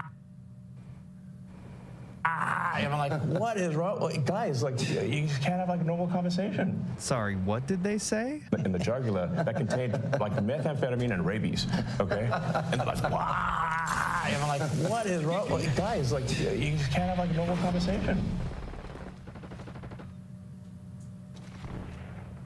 I don't follow. I don't understand, mainly because like he's trying to make the point that leftists are just so unreasonable. Liberals just they get so upset when they hear Trump. But you can't like say what they were upset about. You don't even have like you clearly don't listen. They don't care what they're upset about. They just think they're being SJWs. They were attacking me. They had rabies and meth, I guess. Yeah. And Trump did side-eye him. He really didn't like that. It's like they become completely irrational. He has no idea, but if you're friends with him, you pay a price. You know, it's like I walk in a restaurant in New York and it's like half the room gets daggers and they want to. What he deserved. Also, Sean Hannity, that has nothing to do with Trump and everything to do with you. I guess the reason everyone hates Elon Musk is because of Trump. The reason everyone hates Sean Hannity is because of Trump. Nothing to do with them. It's just Trump, I guess. Why does Elon sit like that? I don't know. He's really annoying. The way he's moving his mouth around too really makes me think he's on drugs. Idager's level is insane. Yeah. I mean, there was like I had like some invitation because I got invited to like basically a big sort of damn event like that was, but it received the invitation like the beginning of last year, and then. He's glitching! He's the smartest guy. I tried to find a smarter guy. I couldn't do it. He's so smart he can't even speak. This is not important, I know, but he'd rather talk about how he went to a big event than any of the things he's doing in the government right now. And I still attended even after I had endorsed President Trump, and I didn't realize how profoundly that would affect, how I was received. I mean, I walk into the room and I'm getting just the dirty looks from everyone. Like, if looks could kill, I would have been dead several times over. But so both of what Sean Hannity and Elon Musk are describing is just people looking at them mean? Sean Hannity's like, I go to a restaurant in New York, everyone's looking at me mean. And Elon's like, I went to an event after the election and everyone looked at me mean. Like, yeah. But that was not before Trump. Ashes on the floor. Before Trump, that never happened, right? No. Yeah, before Trump, that never happened. How, dude, they're fake friends. Trump is just sitting there and they're talking about how fucking hard their life is because they're friends with him. And he just has to sit there, he just has to sit there and take it. I can't do this. This is only 1/3 of the interview. He loves Welcome back to Hannity, and we are back, and here's part 2 of my exclusive interview with President Trump and Elon Musk. Take a look. This is the $1 million or $1 billion, I'm among billionaires, question. So you have all of this going on. Dude, inflation on the $1 million question is crazy, by the way. And you stop, in a way. You're still doing it, and you partner with him. And this is what you get from the Democrats. You get, nobody voted for Elon. Well, nobody voted for any of your cabinet. Elon? What? He keeps fucking up his name. Elon? Elam? Nominees. Okay. People are dying because of Doge cuts. I'll give you a chance to respond to all this. What Doge is doing is illegal. Elon's expression is sinister from this angle. Give Yeah, a chance. Are dying. making like an evil face for a while. Elon, well, nobody voted for any of your cabinet nominees. Okay, people are dying because of like Doge cuts. I'll give you a chance to respond to all that. What Doge is doing is illegal. Elon Musk is more street vernacular for a male body part. It's a concept. Street vernacular? Elon Musk is balls. Yeah, I think dick. Institutional crisis. Why are they reacting like this? I love that his fucking response is just indignation. Classic Elon Musk. Why are they responding like this? I wonder. Well, first of all, do you give it fly and rip? Number one, and well, I guess we must be over the target or doing something right. You know, if like they wouldn't be complaining so much if they. It's awesome. He speaks in catchphrases. He speaks in Reddit. Anything that has Reddit gold in a fucking comment thread is a fucking phrase in Elon Musk's, hat that he just pulls out at random. We must be doing something right if we're if they're coming at us. Great, dude. Fucking check that one off the list. Look, what all we're really trying to do here is restore the will of the people through the president. And what we're finding is that there's an unelected bureaucracy. Speaking of unelected, there's a vast federal bureaucracy that is implacably opposed to. Implacably? I love him just throwing out words whenever. Words that mean not what he's trying to say. But who's to say? He doesn't know. He doesn't know what he's saying. Implacably. And what we're finding is that there's an unelected bureaucracy. Speaking of unelected, there's a vast federal bureaucracy that is implacably opposed to the president and the cabinet. And you look at, say, DC voting, it's 92% Kamala. Okay, so we're 92% Kamala. That's a lot. They don't like me here either. I think about that number a lot. And like 90. They don't like you here. They don't like you in New York. Where do they like you, Sean? Why don't you go there, you son of a bitch? 2%. That's basically almost everyone. And so, how can you let it out? You got it. The will of the president is not implemented. There we go. And the president is representative of the people. That means the will of the people is not being implemented, and that means we don't live in a democracy. We live in a bureaucracy. And so, did he not already say this? All that just to fucking say something he already said basically verbatim. He is on drugs. He's on drugs. He's on drugs on television. I mean, me too, but like way more than me. So I think what we're seeing here is the thrashing of the bureaucracy as we try to restore democracy and the will of the people. Is this making sense? I mean, Bro, why does he look like this? I can't. This is the face of a man who's on the fucking, he's already on Mars. Trump said he's going into orbit. He was talking about the fucking ket, bro. He was talking about the ketamine. He's already there, man. At a high level,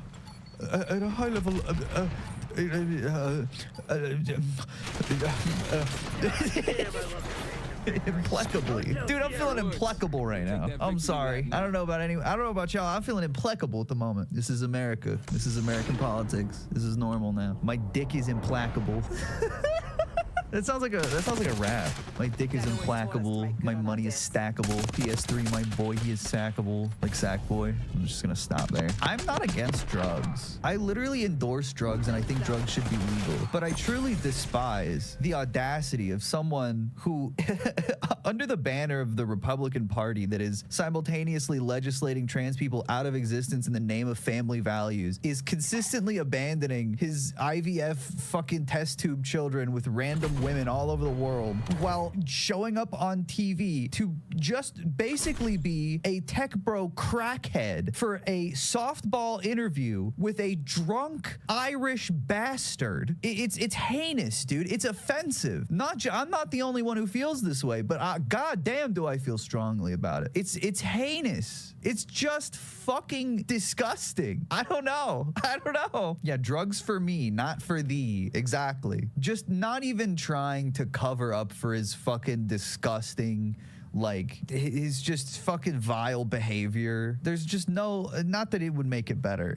I don't know. There's not even anything redeeming about this. It's all bad. It's all evil. This is the face of a man who just went on another fucking dimension. He's coming down hard. Yeah, no, of course it does. I mean, to me, if you look at our framers and our founders, and you really become a student of history, Mr. President, and and fucking Sean Hannity looks like a troll doll. Why does his eyes look like this? His eyes are like huge and sparkly. I don't understand. Everyone looks nuts. Everyone does look like the Andrew Tate emo. Yeah, his eyes are like dilated or something. We've had conversations both on air and off air, and if we talk about constitutional order or transformational change, nobody can argue that what's happening here is it's going at the speed of light. But however, what were the principles of our framers and our founders? They wanted limited government, greater freedom for the people. See, this is what I mean, dude. George Washington would fucking honestly low-key like Elon Musk. Like, this is fucking early America mentality. Kleptocracy, bourgeois democracy, inequality. That is what America stood for in its inception. Those are our institutions. And we have never truly reformed them. We've band-aided them. And we'll get to the specific cutting of waste, fraud, and abuse. That is your goal, is it not? Yeah, and my goal was to get great people. And when you look at what this man has done, I mean, it was something. I knew him a little bit through the White House. Originally, I'd see him around a little bit. I didn't know him before that. And I respected what he did, and he fought hard. You know, he was maybe questioned for a while. He was having some difficulties. It was not easy doing what he did. I mean, how many people have started a car company and made it really successful? He never started it. He didn't start it. He made it more successful, but I mean, that's not even him. That's fucking Tesla's engineers. He made a better car where it's, you know, beating these big companies that's all they do is cars. I mean, it's really amazing the things he's done. He's heavily subsidized by the government. That's how he competes with other corporations, because they aren't as heavily subsidized. I didn't know it as much then as now. I mean, the fruits have sort of taken hold. But I wanted great people. And he's a great person. He's an amazing person. He's also a caring person. You know, he uses the word care. I hate this, man.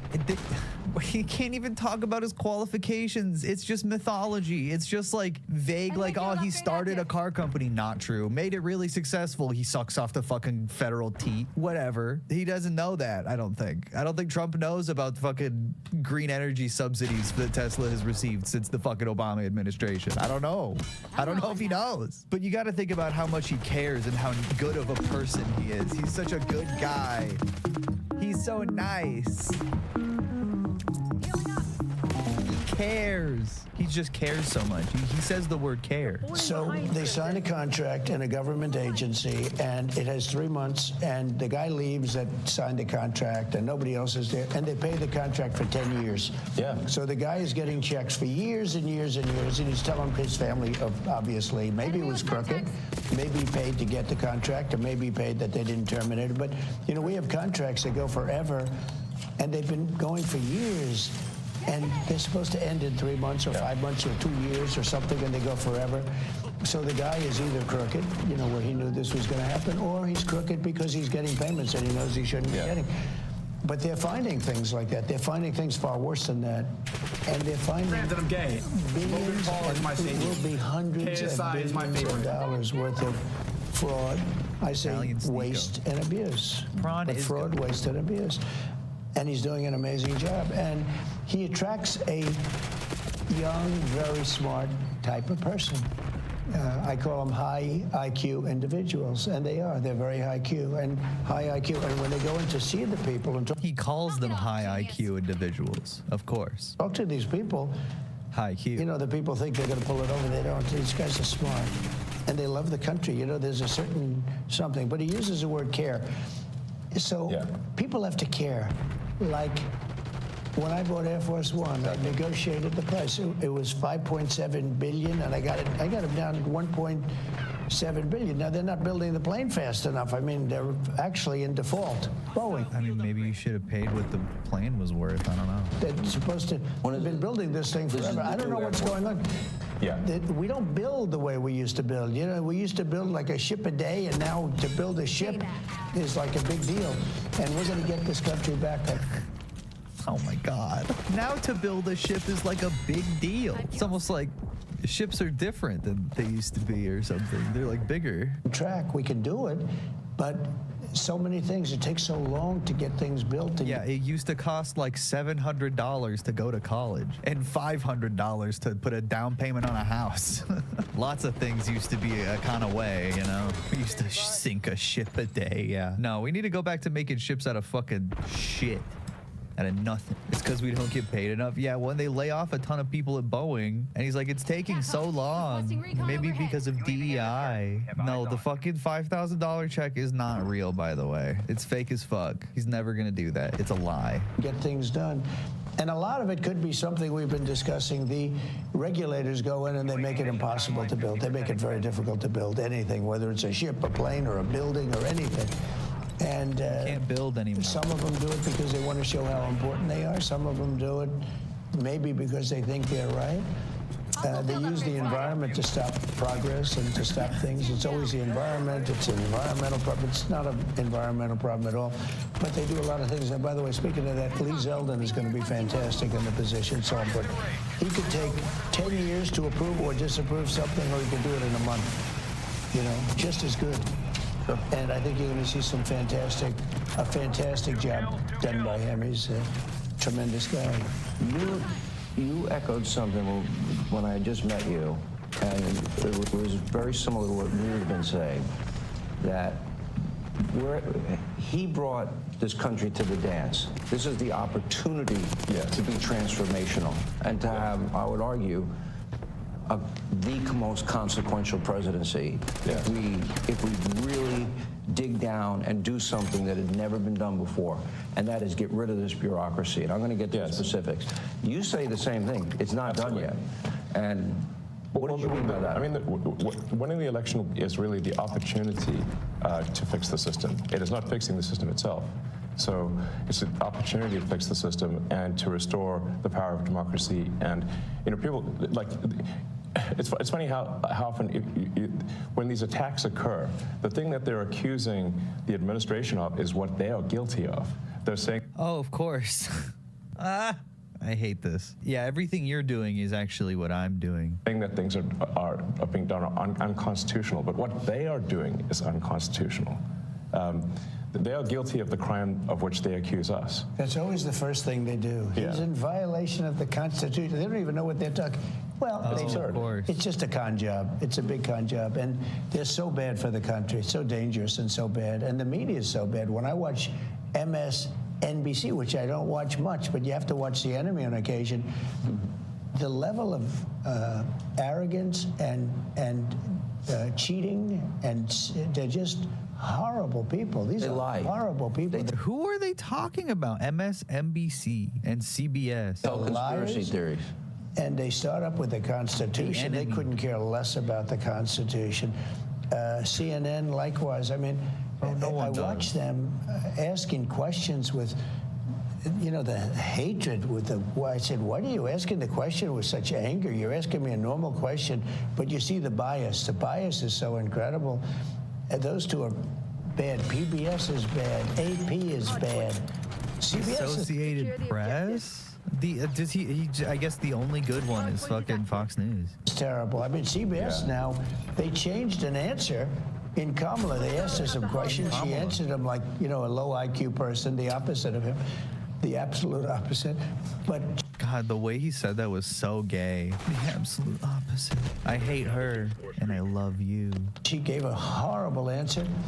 They took the entire answer out and they put another answer that she gave 20 minutes later into the as the answer. I've never even heard of that. I thought I heard of it all. I'm going to, just for the sake of saving. Never heard of editing an interview before.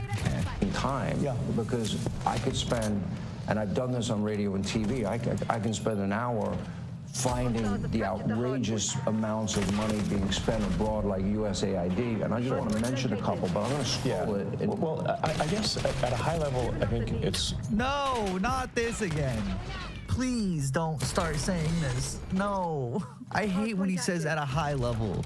He's never speaking at a high level, dude. He's always speaking at caveman level. What the president mentioned earlier, which is that in order to save taxpayer money, it comes down to two things: competence and caring. And when you really think about it, Sean Hannity, the secret ingredient is actually love. The best thing you can have for a government is love, caring. I hate this. Yeah, because he cares so much about redirecting funds from the VA to his pocket. When President was shown the outrageous bill for the new... When President? And when President was... That's awesome. When President was shown, that's so funny. Shown the outrageous bill for the new Air Force One, and then negotiated it down. If the President had not applied competence and caring, the price would have been 50% higher. Literally 50% higher. Okay, bro, he saved money on buying his own plane. He still doesn't have it. Okay, who cares, man? This is so stupid. Yeah, he haggled. Awesome. The President cared. The President was competent. The price was not... Thank you, sir. Thank you, sir, for buying a jet for cheaper than it was supposed to be.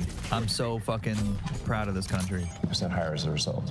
And so when you add more competence and caring, you get a better deal for the American people.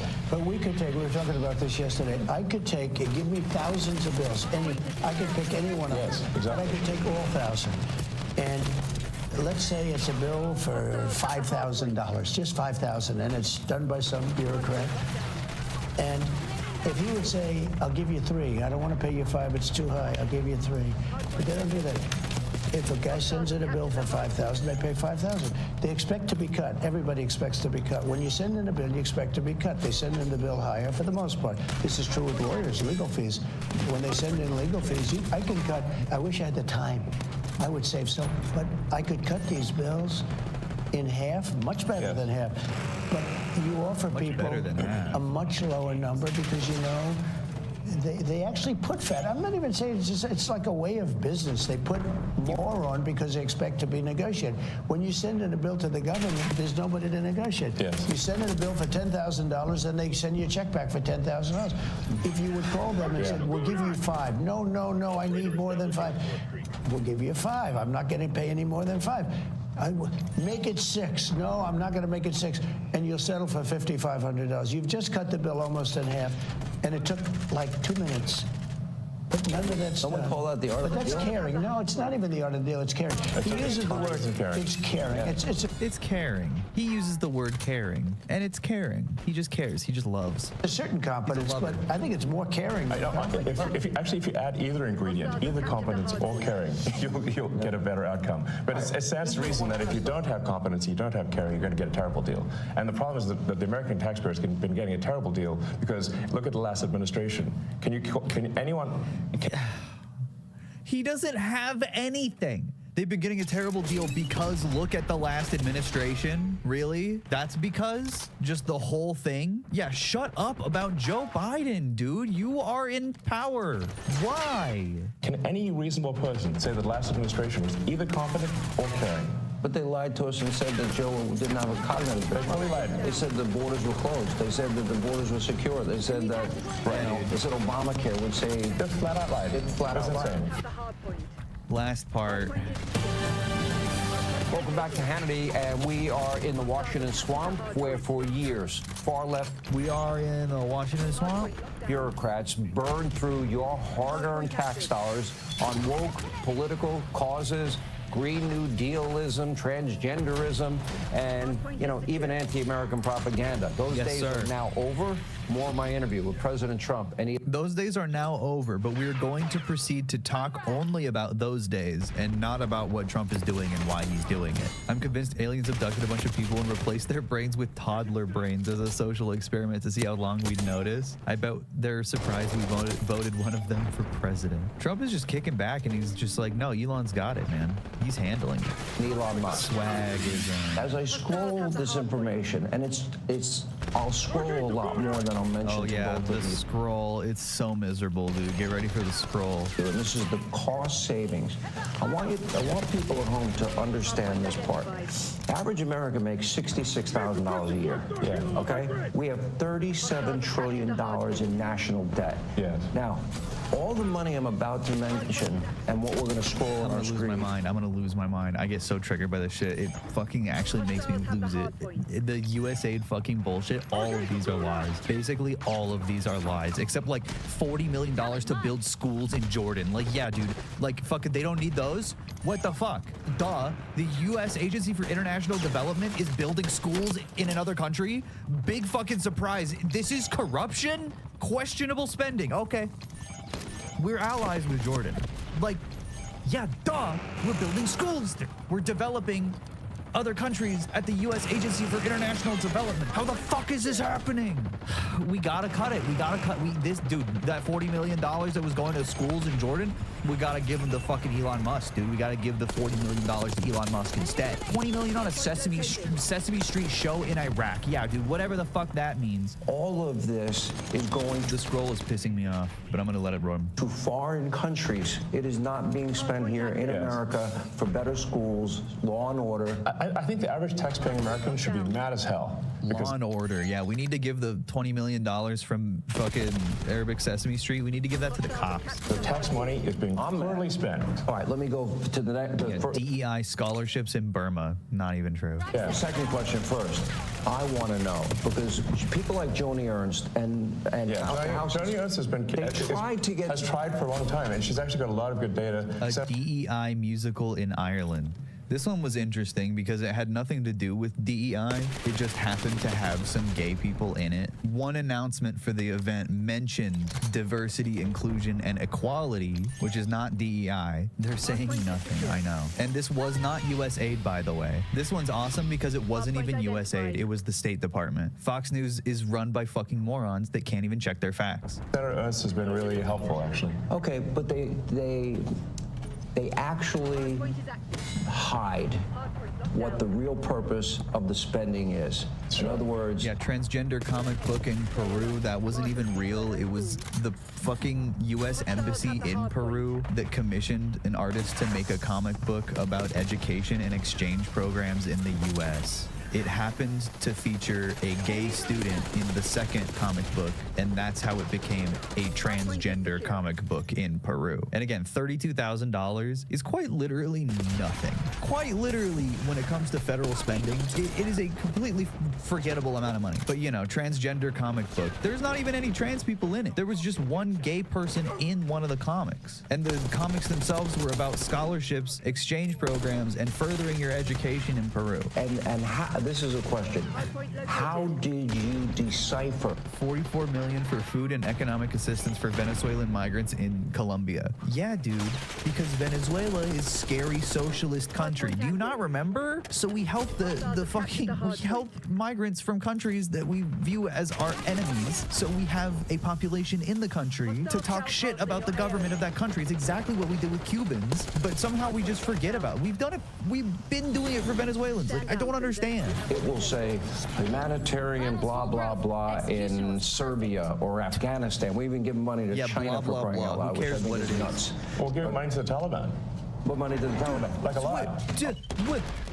Sean Hannity was saying we're giving money to China, which is insane. Elon Musk has businesses in China, dude. He literally has corporations that make money in China. Why are you saying this? Of course we're giving money to China.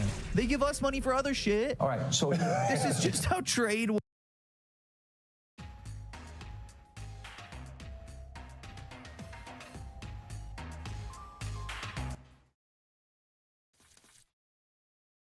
works. I love that Trump isn't even saying anything. Who cares, man? Fucking Mr. President standing by like the fucking butler. So like for what? But I want to see the pictures of what they did. But they try to obscure it. But then you got to the bottom line, which is what I'm now scrolling on the screen. Yes. And that is $20 million on a Sesame Street show in Iraq, $56 million to boost tourism in Tunisia and Egypt, $40 million to build schools in Jordan, $11 million to tell the Vietnamese to stop burning trash, $45 million for DEI scholarships to tell them. In Burma, $520 million for consultant-driven ESG investments in Africa. And think about how many millions and millions and millions and millions. I mean, according to the Doge website, they're saving $55 billion, and they're going to give you $5K. Oh, thanks, man. You're getting 1/700th, maybe, of what Elon's making off of this? Maybe 1/7000th is a little more accurate. I don't know. DEI programs in Serbia, the president's favorite. I'm sure you love that taxpayer money was spent on a DEI musical in Ireland, or a transgender opera in Colombia, or a transgender comic. It sounds like how can these things be real? But this is actually what was done. Yeah, it sounds like they're not even real, doesn't it? Doesn't it sound like it's not real? This is also not even USAID as well. The opera, it just has a transgender character in it, and it just becomes a transgender opera. That doesn't make any sense. Yeah, they transitioned the opera.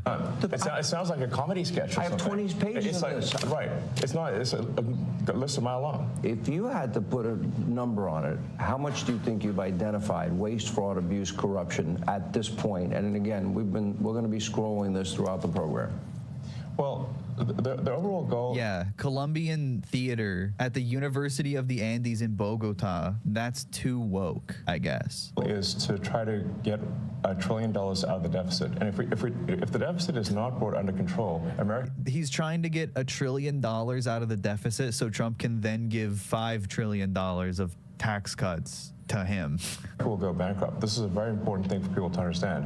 Yeah, the government can go bankrupt, yeah, man, if they forget to print the money. No different from an individual, in that if an individual overspends, an individual can go bankrupt, and so can a country.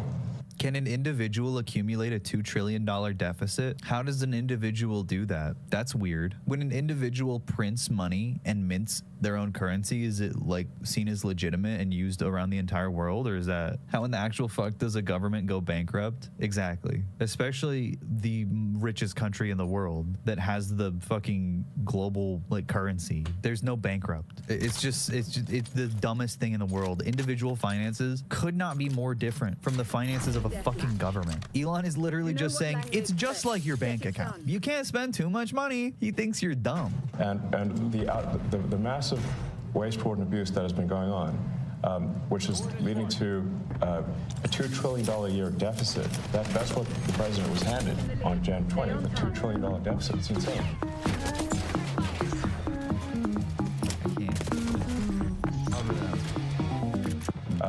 For this fiscal year. Yeah, we inherited. Yeah. And inflation is back. I'm only here. Inflation's back? Wait, how? I thought we ended wokeness. For 2.5 weeks. That was January. Inflation is back. No, think of it. Inflation's back, and they said, "Oh, Trump." In fact, I had nothing to do with it. These people have run the country.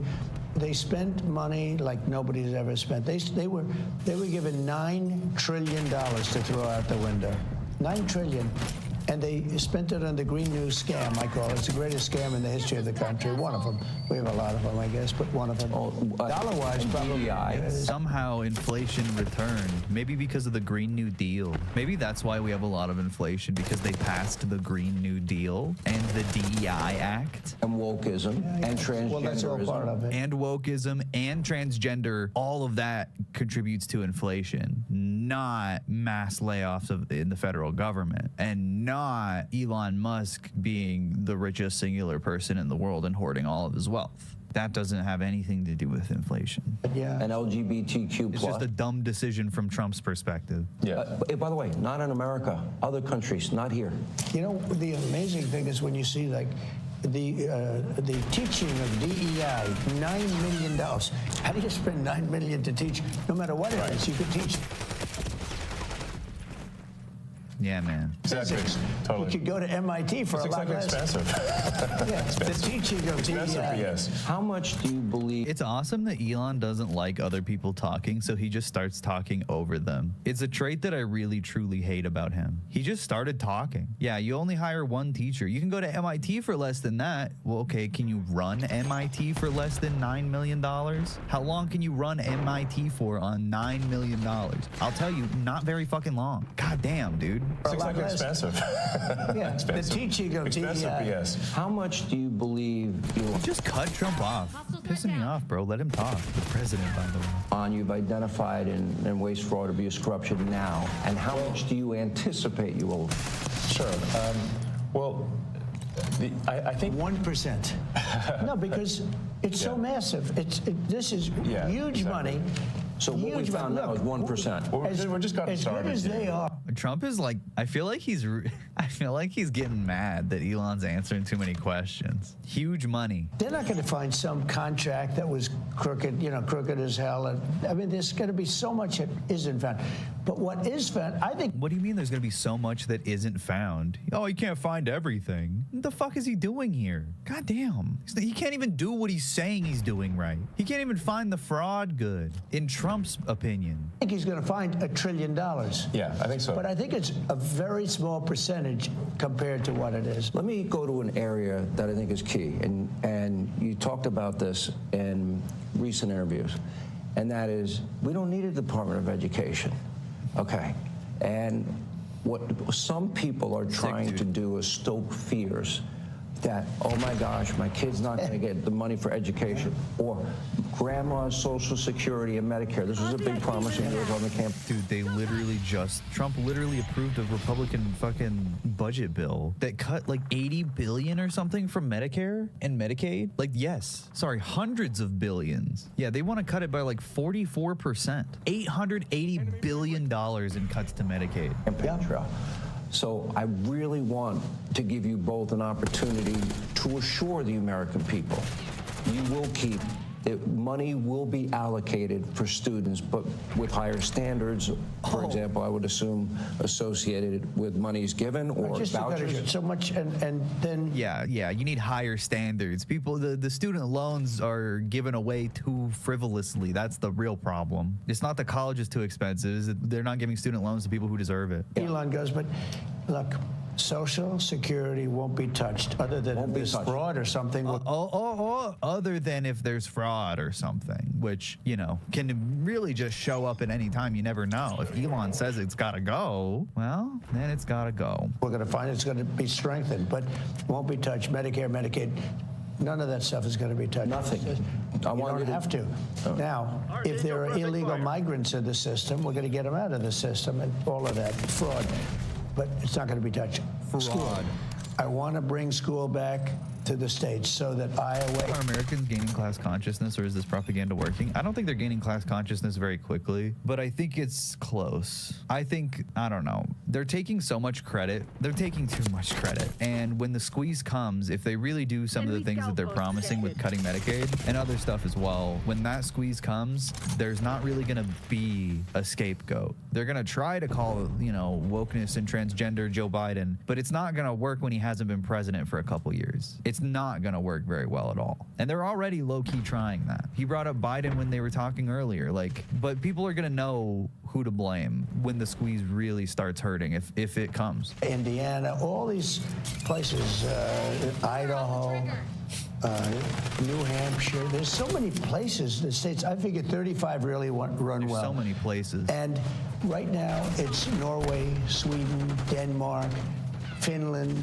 Oh, he's making the point that Idaho, if you abolish the Department of Education, will compete in their education outcomes with Finland. That's what he's saying. I'm not even joking. Do not give Idaho control of their education. Chatter, I'm sorry to break it to you. They already have full control over their own education. That's actually already how it works. What's going to happen with the Department of Education is that these schools will be underfunded severely. Their arts and music programs programs will be underfunded. Their special ed programs will be underfunded. But they will still have control over their curriculum the same that they always have. We had an entire debate when I was growing up in this country about whether or not to teach evolution, and some states do it and some states don't. Some states teach abstinence only. There's no federal requirements for education. There's no federal curriculum. There should be, and there are in countries like Finland, but you know, that's not what the Department of Education really does. And then once the public schools start declining, they're going to say, well, it's just because public education is a failure. You got to homeschool, or you got to take it in a private school and pay for it. China,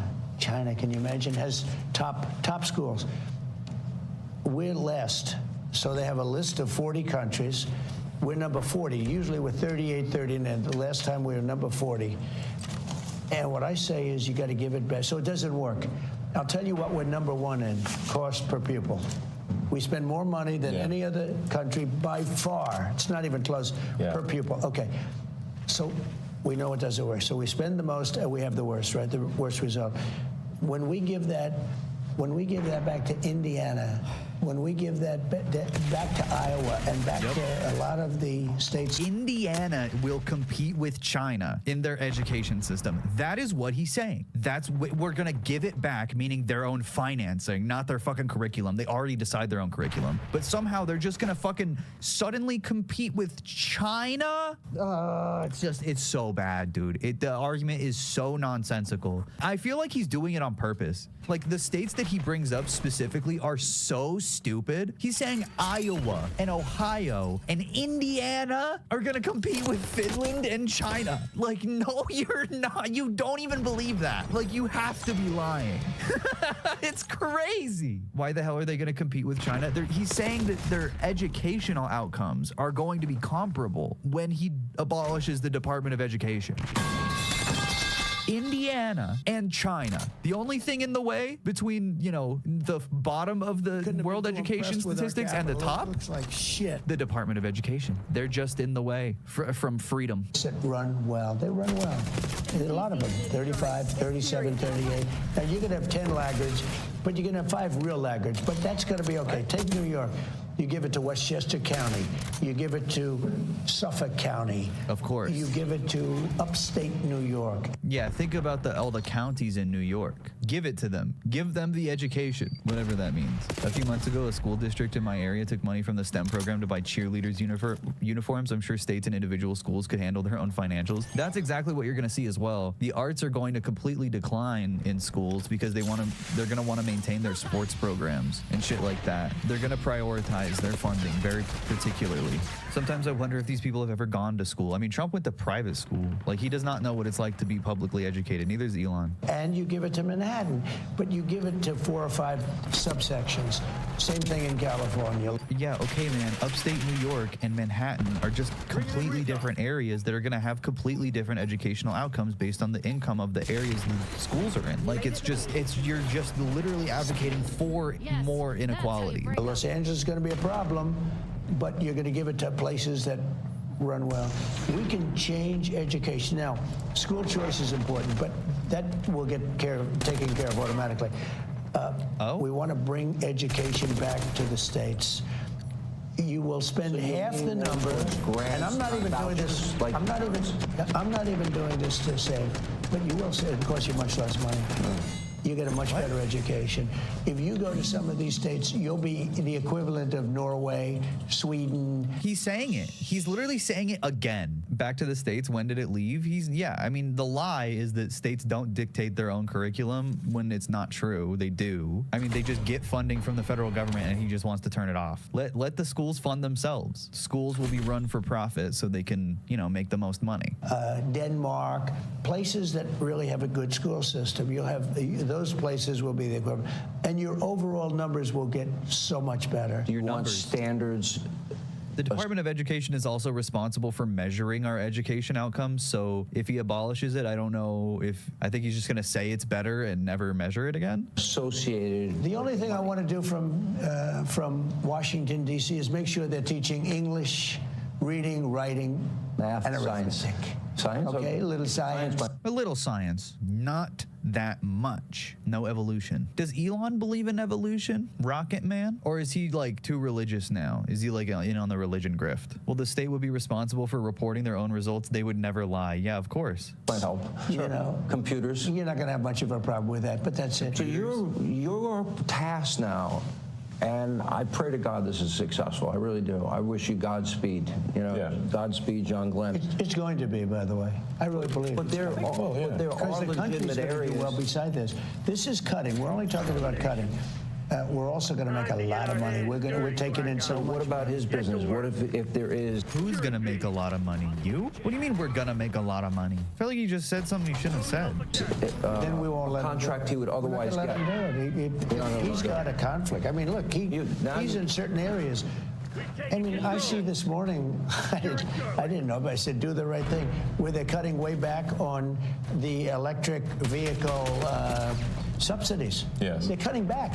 Not only cutting back. Correct. Well, cutting back on the ones that go to other companies, not the ones that go to Elon. He got $400 million in armored Tesla contracts for the fucking police. Yeah. Now, I won't tell you. Well, he's probably not that happy with it, but that would have been one thing he would have come to me and said, listen, you got to do me a favor. This is crazy. But this was in the tax bill. They're cutting back on the subsidies. I wasn't involved in it. I said, do what's right, and they're coming up with a tax bill. It's just preliminary. But I mean, if he were involved, wouldn't you think he'd probably do that? Now, maybe he does better if you cut back on the subsidies. Who knows? Because he figures he does think differently. He thinks he has a... The only reason Elon has to really, like, cut back on EV subsidies is plausible deniability. He's doing it while also giving himself $400 million in armored Tesla contracts for the police and also giving himself billions of dollars in SpaceX subsidies. The fucking green energy credits are nothing to him now. He's evolved beyond the need for them. They're not even paying him enough compared to the kind of military contracts he's getting with SpaceX, undoubtedly. Better product, and as long as he has a level playing field, he doesn't care what you do, which is very, he's told me that. Yeah, I mean, I haven't asked the president for anything ever. And if it comes up, how will you handle it?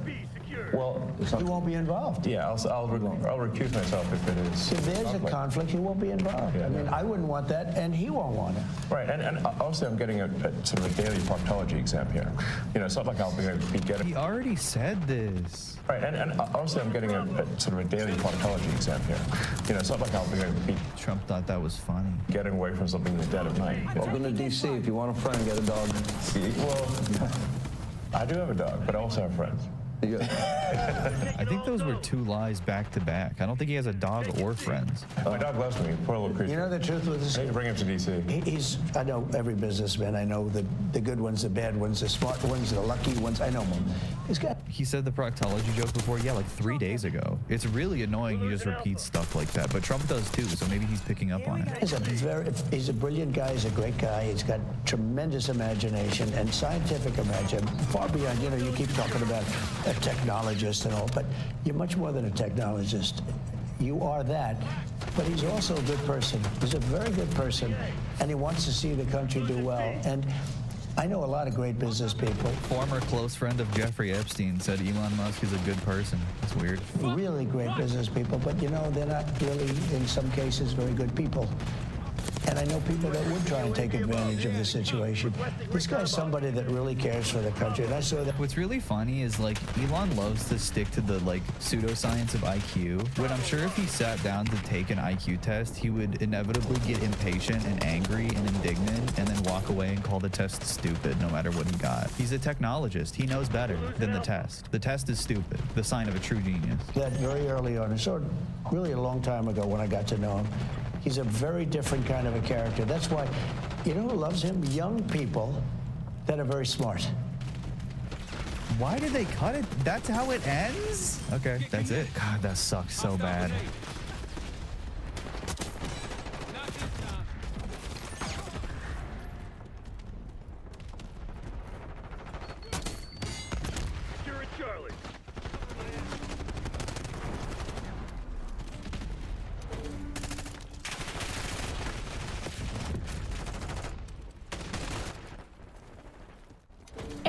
Jesus, the tattoo artist for Christ who's wreaked havoc on her client's skin for over a decade. And just like last week, this is another instance where I sadly cannot support women's wrongs. Hello, sinners, and welcome to the Anna Marie Tusino channel. It's just like my main channel, except we get a little crazy over here. You can't take me anywhere.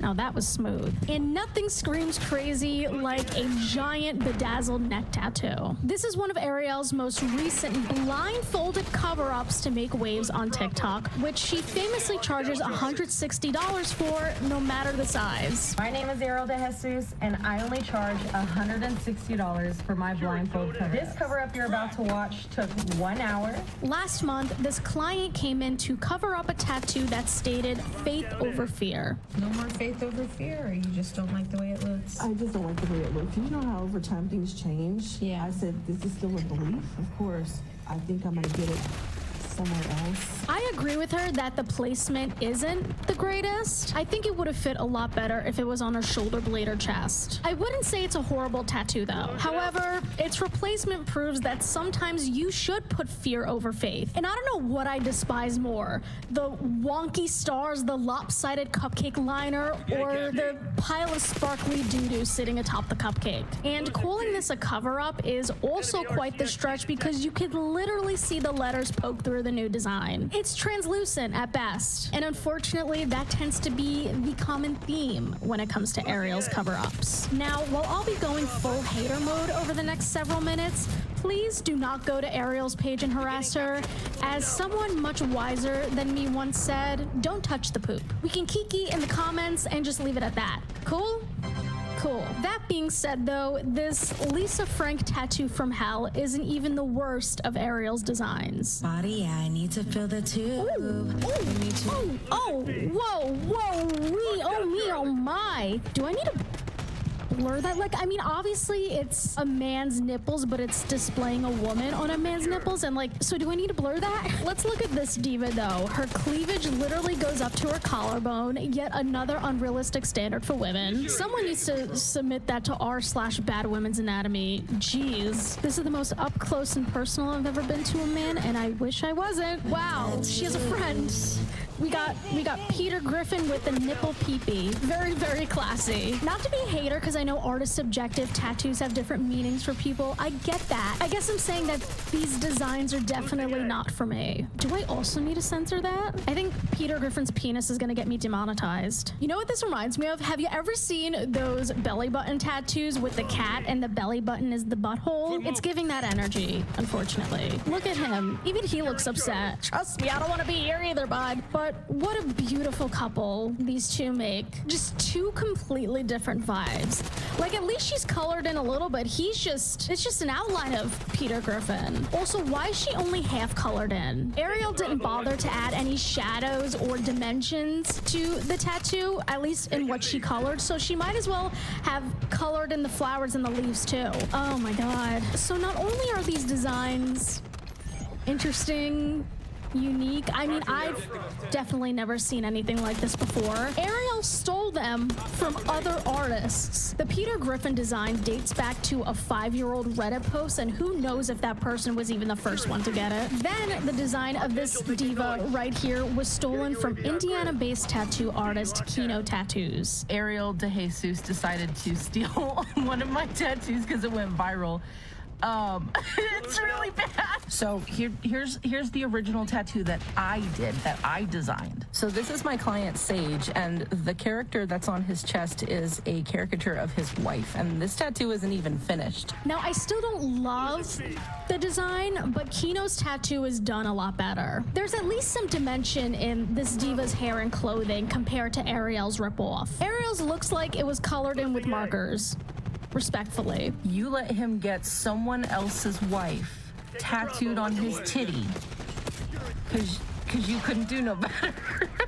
Girl, be so for real. Maybe I'm being too harsh on Ariel, but maybe she shouldn't steal other people's work. Especially with 10 plus years in the game, you should be able to design your own tattoos. Not that her original work is any better, I fear. Pick floral, skull, and steampunk. I love the ominous music in the background. Very fitting. So the themes picked out for this tattoo are floral, skull, and steampunk. Not that it matters because Ariel's gonna f it up anyway.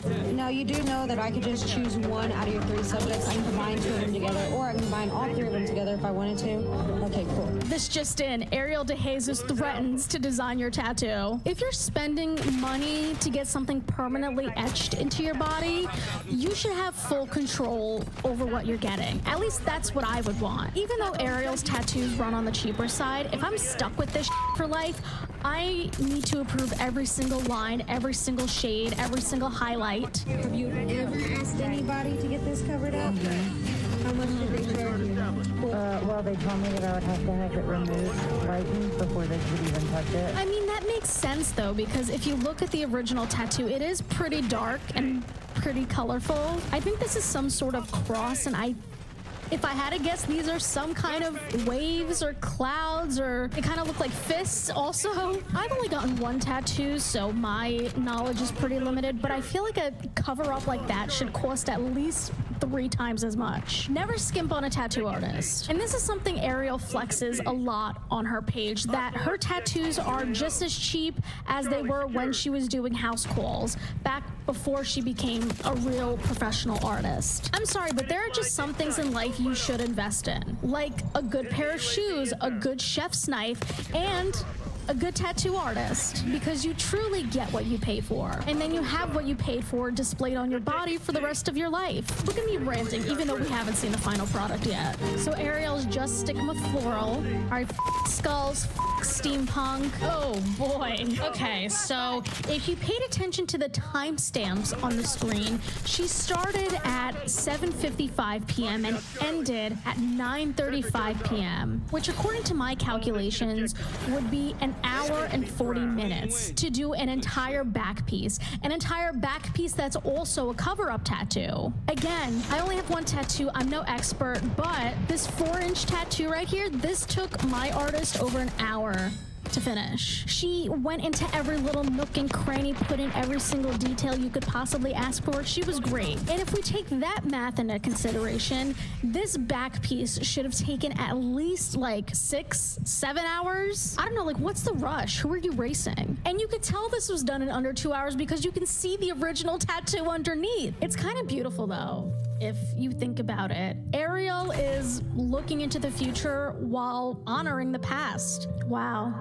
All jokes aside, though, I thought a cover-up tattoo was supposed to cover up a tattoo. Or the artist is at least supposed to work in the old design with the new design so you can't even tell the difference. But babes, you can clearly see the outline underneath the flower here. Oh, this poor woman. Grab that phone and see what I went with. Went floral.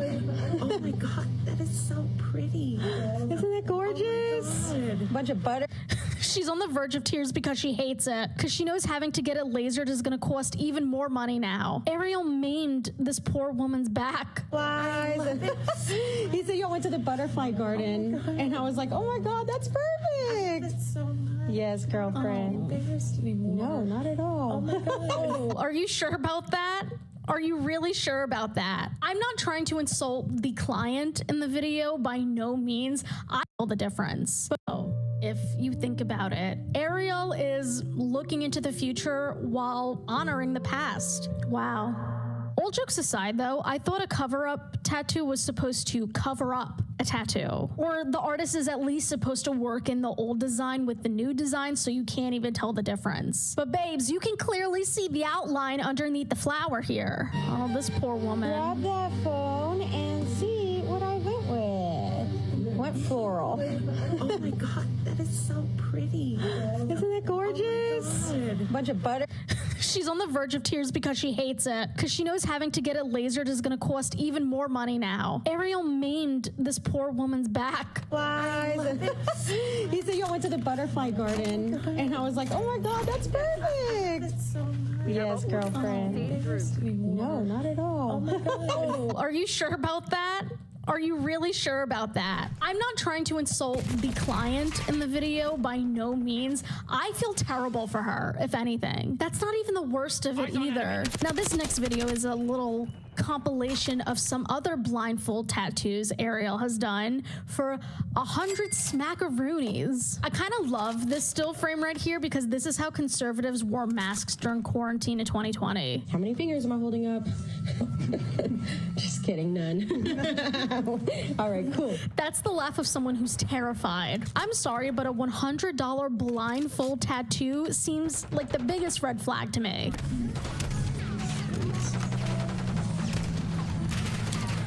Oh, that's not. Oh. We have to go back. Oh. The rose looks like a giant bruise. My poor bestie here. And like the lines on the bow aren't even finished here. I don't know if that was an artistic choice on Ariel's part or not, but this is sloppy, man. I guess the only thing I'm wondering now is who was blindfolded in this scenario? Are both client and artist blindfolded? Oh, not the gloved hand rubbing all over the tattoo. That doesn't seem sanitary. Tattooing for Christ. Hell yeah. Oh, sorry. I mean heaven, yeah, because Jesus and all. All right, we got another blindfold tattoo, baby. Woo, woo. My neighbors hate me. I figured you'd want a picture of it anyway. I was fist bumping. Only $100. That's not a flex. All right, so we got a wolf here. At first glance, it doesn't look too bad.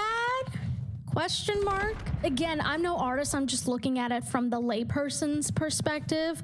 But I don't know, these lines here, just like the way it's constructed, all looks a little sus. Like the hair sticking out under the wolf's ear. I don't know, it's just the eyebrows are not even. Do wolves even have eyebrows? I don't know. You know what I mean. You know what I mean. His cheekbone is, or her, sorry, not to assume, or them, again, not to assume. Their cheekbone is caved in here. I don't think that's accurate wolf anatomy.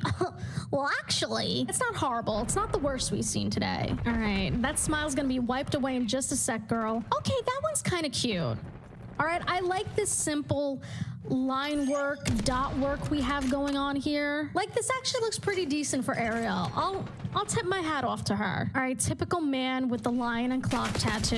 Not horrible. Again, I don't know how great the proportions are, but like, it's fine, I think. Okay, this is actually kind of decent. Why is Ariel kind of cooking here? I'm sorry, first 14-year-old professional tattoo artist only at blindfold tattoos?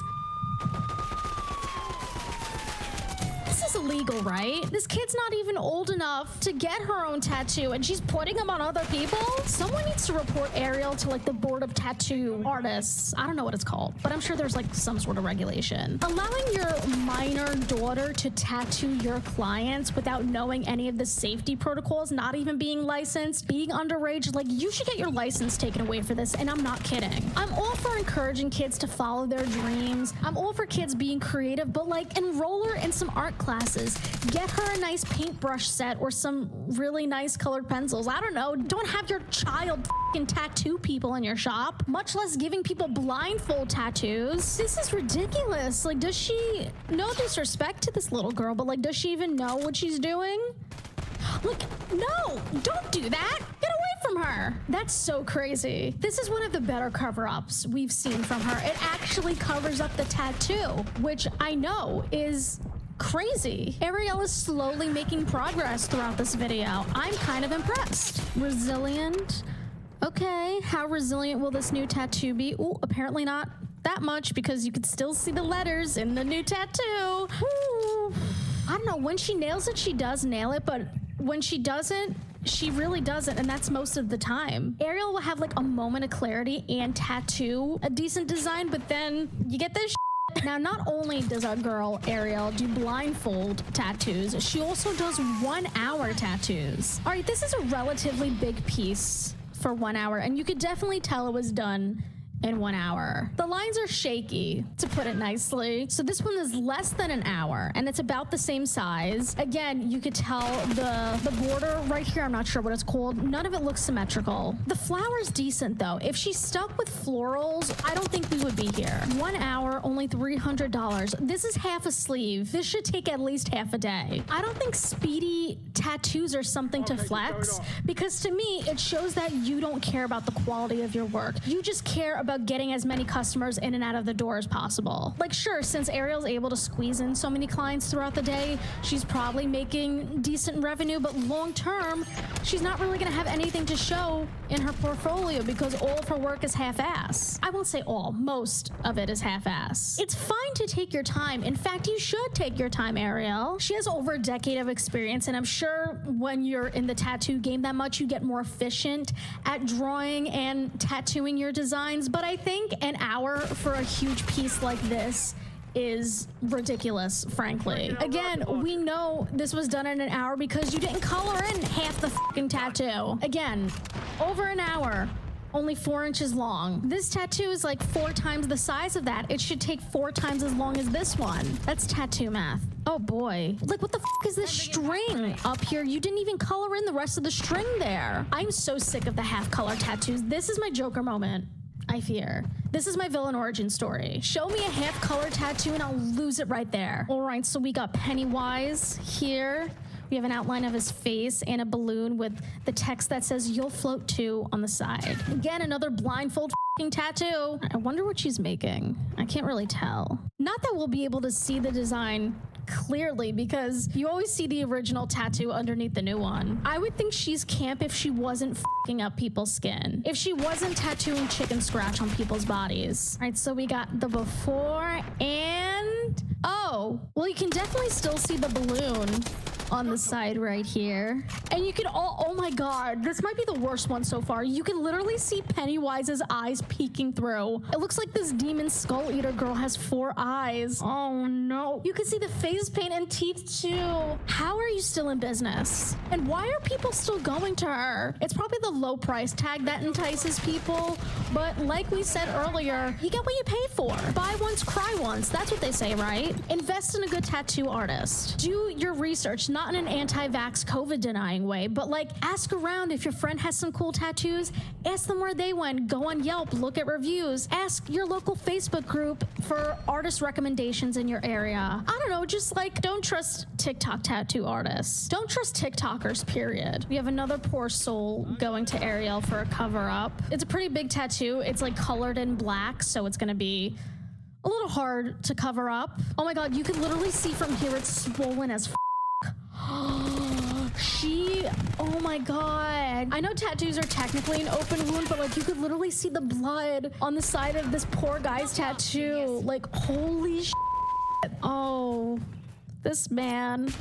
Oh, sweetie, we're so sorry. Okay, so I sense a theme. First we have Pennywise, and now we have Michael Myers. Oh my God. Those are some botched cheek implants if I've ever seen them. We have Michael Myers at home. And you could see the original tattoo underneath. Why am I acting surprised? Why am I acting shocked? Ariel really says, oh, you got a shitty tattoo 10 years ago? Well, I'm gonna put a shitty one on top of it. Oh my God. She's been tattooing for over 10 years. If you want to put a positive spin on it, it just goes to show you can do anything you set your mind to, even if you're really bad at it. In fact, if you're terrible at something, don't let that stop you from pursuing your dreams. Unironically, that's good advice, because you can get better over time. Ariel hasn't, but you could. Also, I need to point out the elephant in the room. I don't like that Ariel is handling her phone while she's still touching the tattoo, while she still has the gloves on from doing the tattoo. I don't know, to me that just seems really unsanitary. Not just because your phone is really dirty and has a ton of germs on it, but also because, like, why would you want to touch anything you own when you have like people's like skin and blood and like ink from their bodies on your hands? Like, I don't know, invest in a tripod or take off the gloves. All right, here we have another compilation of Ariel flexing how fast she is at tattoos. I'm sorry, but 12 minutes for that is crazy. Not that it's a bad tattoo. I mean,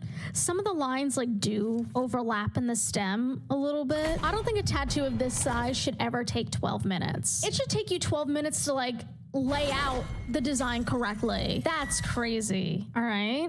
So this was $100 in 20 minutes. You even gave the poor whale a horrible tattoo. Oh man. And I'm not gonna say it. Either color in the tattoo or don't. All right, these splotches of blue here, you're teasing me, Ariel. You see it too, right? Life a gamble. And so is getting tattoos from Ariel de Jesus. $400 and it's grammatically incorrect. That's crazy. And she, oh my God, not to be like, well, actually again, if you look here at this ye old poker chip on the bottom, you'll notice that she missed a square between these two symbols right here. I don't know, maybe it's just me, but $400, you should get every little detail right. You know, maybe if you spent more than 60 minutes on the design, you could have done that. Tattooing for Christ, she sure is. I almost respect the hustle. Almost. Oh, we got a lot of colors. Oh, leave poor Rainbow Bright alone.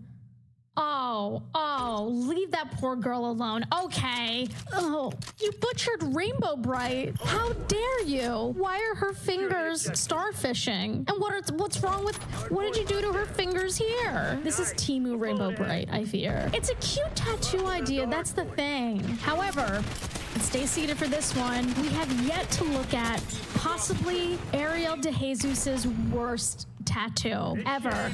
Like most of TikTok agrees that this is probably the worst of Ariel's work. She did a leg tattoo of the characters from Demon Slayer, which I believe is an anime. It was done on a live stream, so we don't have actual footage from her account, but thankfully someone took a screenshot, and a screenshot is all we need. So don't mind this person's eyes at the bottom, but yeah, I've never seen this anime, but I feel like this is what the Demon Slayer characters look like if someone threw them in a wood chipper. Where's her foot? Is this person's foot going into that person's chest? Like, where does this poor girl's leg go? And I'm gonna leave you with that. Thank you for indulging me and allowing me to go into full hater mode. If there are any other social media tattoo artists you'd like me to check out, let me know below. I feel dead inside after this, I'm not gonna lie. But we certainly got crazy today, and I definitely feel like I went crazy. I have to go now. Actually, I booked an appointment with Ariel de Jesus to get 2 arm sleeves done in the next 2 hours. So I'll see you next week. Bye.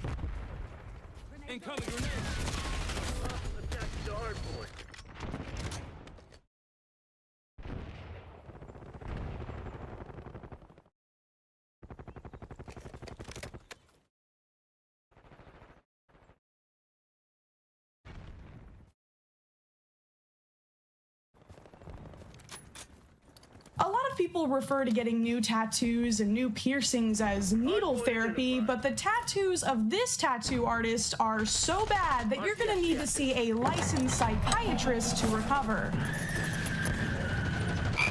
Ariel de Jesus is a tattoo artist operating out of Fort Worth, Texas, who is the phrase quantity over quality personified. Hundreds of tattoo artists have made reaction videos clutching their pearls in horror at the misshapen body art that Ariel scribbles into the skin of her victims, I mean, clients. This isn't to say that Ariel doesn't have a ton of support. She has almost 500,000 followers on TikTok, and a lot of her videos have very positive comment sections. So are these other tattoo artists just being snobby, or are her tattoos actually super bad?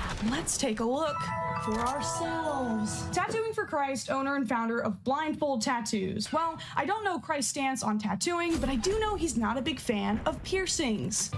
I have to say the name Blindfold Tattoo doesn't exactly inspire confidence in the tattoo artist's abilities. I may want the teenage cashier to be blindfolded when I go to purchase my Ultra Flow Super Gusher Absorption tampons, but I'd prefer my tattoo artist's eyes to be very wide open. But the reason Ariel named her shop Blindfold Tattoo is because she actually provides a very unique tattooing service. For a flat $100 rate, the client can book an appointment, tell Ariel the general area they want the tattoo in 3 words to describe it, and then Ariel will blindfold them and she will tattoo what she thinks is best for the client based on their description. Now, $100 is quite cheap for a tattoo, especially of the size that Ariel often does for her clients, but unlike the liver I bought off the dark web, which definitely belonged to an alcoholic, you get what you paid for.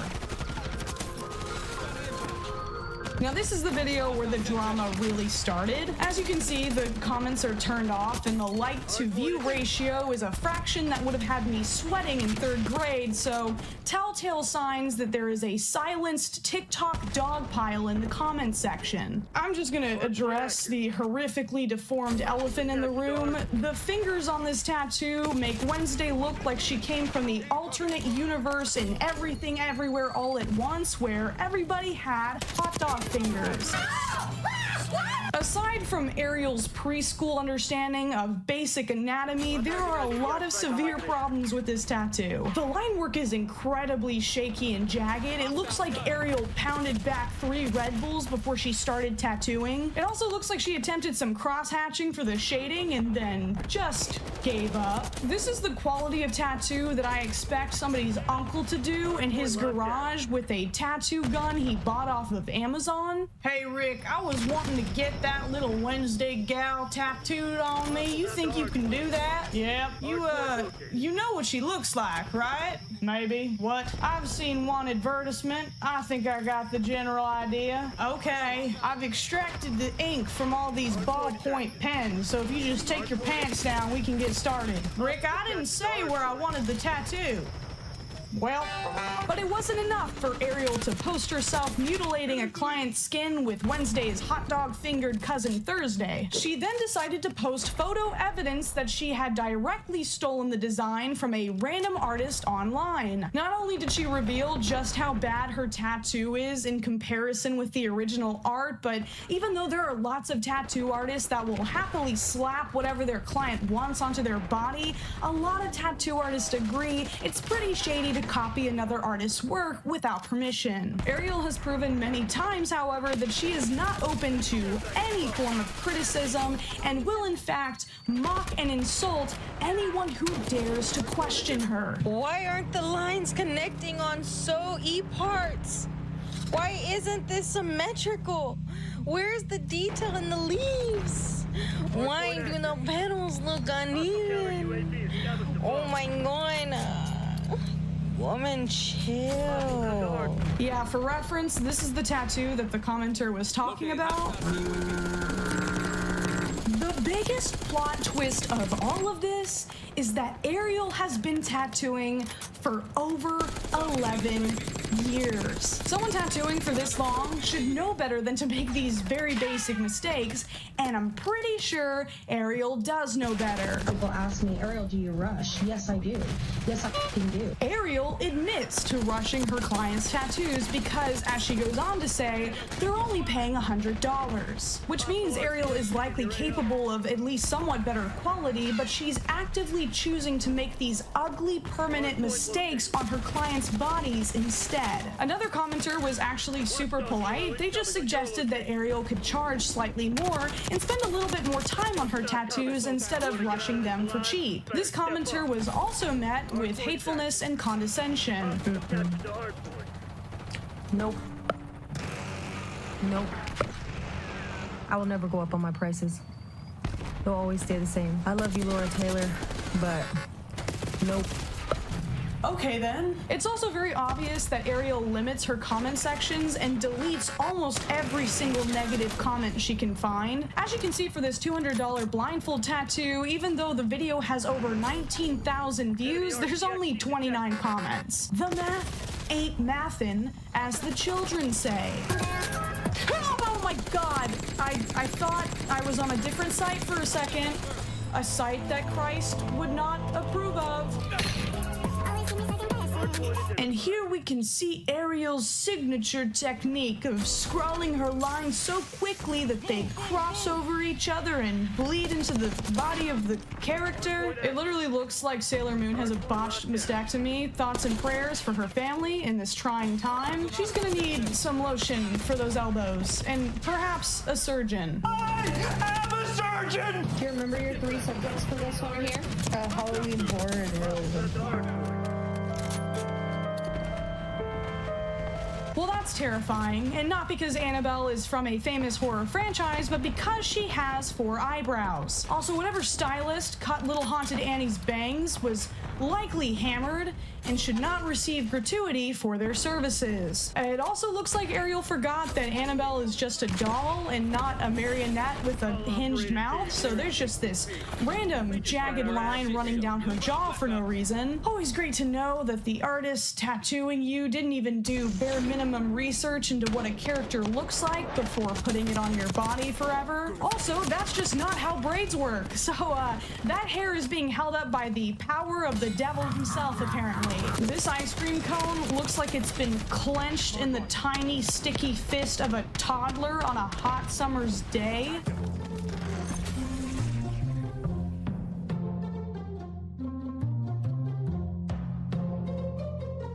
Do you remember the 3 subjects that you chose? What were they? Dreamcatcher, autism, and Disney. Okay. I have so much to say. First off, hilarious to watch her pretend to do the tattoo freehand just to reveal that she very obviously used a stencil from online for this tattoo. The magic of editing can only do so much. Also, yes, the client said that they wanted autism incorporated into their tattoo, but just slapping the logo of Autism Speaks onto her arm was not only incredibly lazy, but a very risky assumption to make. Autism Speaks is an organization that a lot of autistic people have spoken out against because a lot of what they do serves to alienate and demonize people with autism. Surgeon! In fact, their original mission statement framed autism as a disease to be cured. Yikes. I would, of course, want to give Ariel the benefit of the doubt that she just didn't know this. I didn't even know this until a couple of years ago, but her response to people trying to educate her was incredibly hateful and ignorant. Are you offended by puzzle pieces? No. Okay. Why would you be offended by puzzle pieces? Because people make stupid shit up on the internet. I know. That was sensitive. So anytime I pick autism, they say you need to ask permission from them. No, that's something. I'm sure they'll educate us in the comment section. Ah yes, these sensitive leftist snowflakes frothing at the mouth over a puzzle piece. Did you not throw a hissy fit because people made fun of your sausage-fingered stolen tattoos? It is also so gross that she dragged a client into this. The client doesn't know that her artist has ulterior motives and is dragging her into a very sensitive ethics debate. She just suddenly has a very bizarre question thrown at her on camera so Ariel can feel vindicated for tattooing the logo of an ableist organization permanently on someone's arm. The tattoo is also absolutely atrocious. There's already blowout on the tail and the highlights don't make any sense. Like where is the light source supposed to be? The autism mouse gets a 0 out of 10 for me. What are the 3 subjects that you chose? Animals, trippy, and watercolor. Oh my god! This has to be the worst one. Why would you post this? Where do I even begin? Did she get confused and put the blindfold on herself this time? Did she find inspiration for this piece on a suburban mom's fridge? The 2 blue drips represent the tears of that client when they finally get in their car and realize that Seussian nightmare is on them forever. This looks like an elementary school art project, and if I was the teacher, this wouldn't even get a C. What is so laughable is that even though Ariel can't stop making these basic apprentice level mistakes, she still accepts clients for one of the most difficult tattoos to do: cover-ups. So the thing with cover-up tattoos is a little bit complicated, but just bear with me.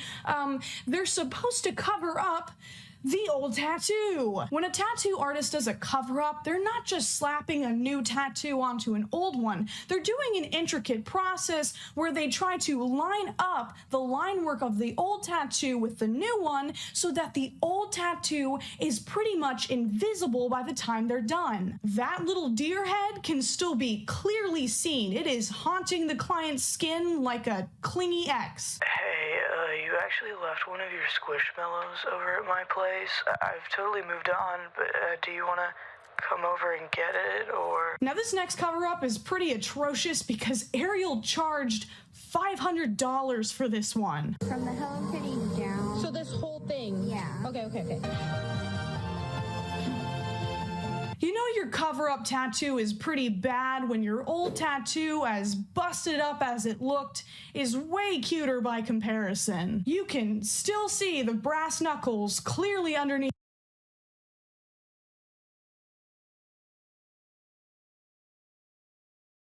the flower. Imagine paying $500 to cover up a shitty tattoo and then walking out of the door with 2 shitty tattoos. But in case you don't want to get scratched up by Ariel, you can always get tattooed by her 11-year-old daughter.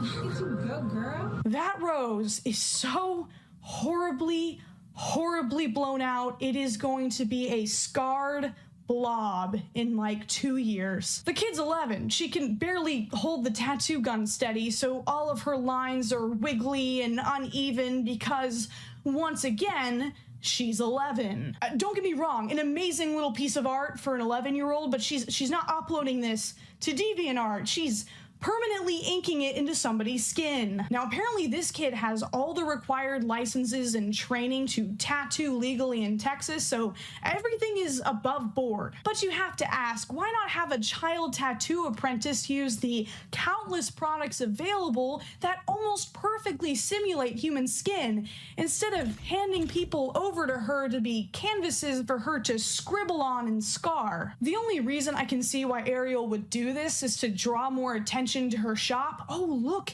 it's a child prodigy tattoo artist who is practicing on human bodies long before she's ready. Ariel's tattoo work is only marginally better than her daughter's, so let's hope that if her daughter does pursue this as a career, that she gets someone else to teach her.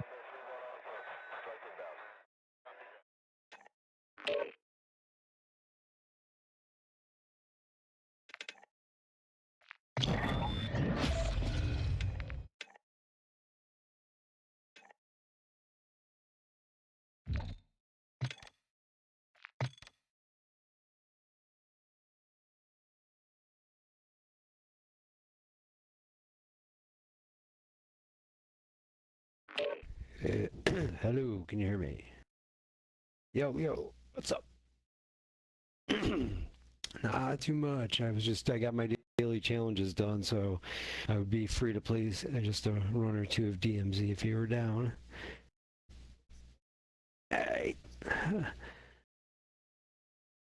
Not much. I was just out in the yard throwing the ball around a little while ago.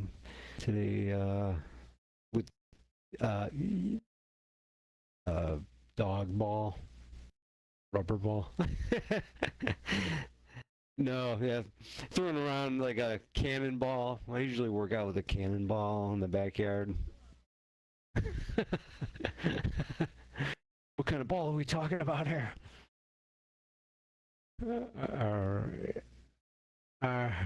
Yeah, that was it. Hey, I just noticed I got 2 police academy keys, so you want to try to bust into the police station? That sounds like a Friday night or Saturday night operation.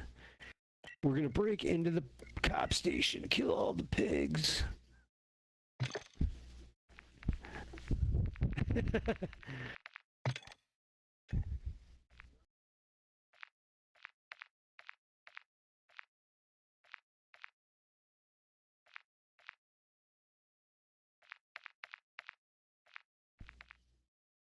Yeah. You know, one match I actually went to the Fisherman's Wharf with the stupid key because there was some box or something like that there, and I bothered to figure out where it was on the map and bring the key in and manage to survive, blah blah blah. And it wasn't all that much. It was just like, what the hell? It was like maybe a slightly better gun and some money. It was like, wow. That's really worth it. That's what I got, I think. Wait. Yeah, that's the same one. Yeah, that's the only one. Yeah, I think so. I think so. I'm pretty sure.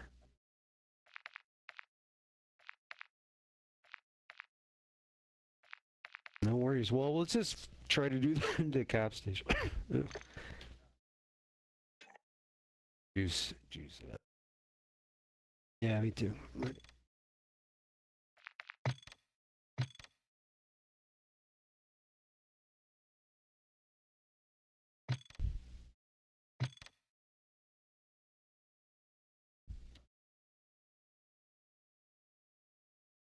I was gonna ask. Today was actually pretty nice. It was nicer than I thought it was gonna be.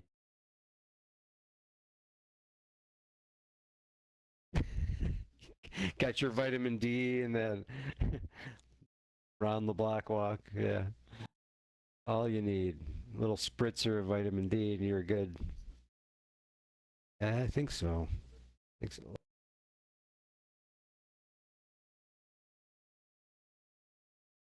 the smartest time to go outside.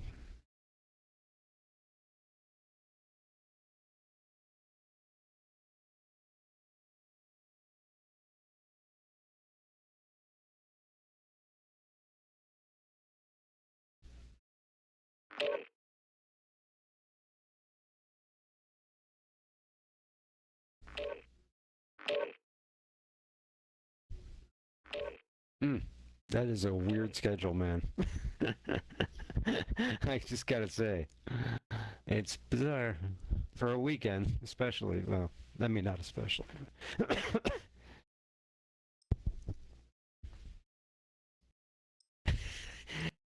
You got this. Sounds like you got it designed for maximum comfort. Nothing wrong. Nothing wrong with that.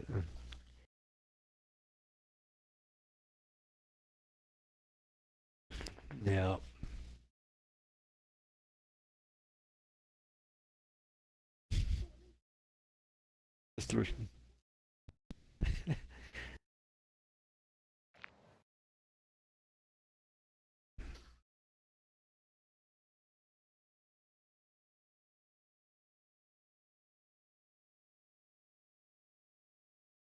Yeah, isn't that a song lyric? I didn't think I know that one.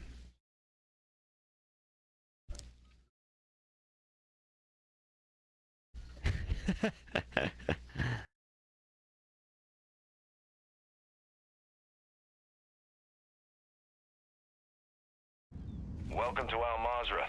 Explore, secure intel, and loot to gain access to new missions. Enemy threat is high, so expect contact. Not really. Shoot. But I mean, maybe we get a vehicle. How about we try to get a vehicle? Let me mark cop station. Some loot here. Loot here. Oh. We're not. I mean, I don't got a lot of armor and stuff like. I mean, like, you know, all I got is price stripped down. So I don't know if we should do a run on pyro. Extract point marked. All right, let's do that. What the fuck? Yeah, that's a good idea. Because that's just too damn far. Yeah, true.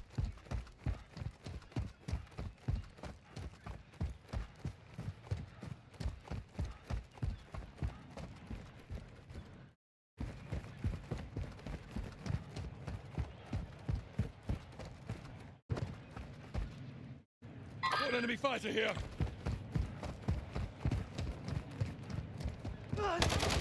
Saw you. I just took him Ultra down. One, enemy threat is moderate near your location. All right.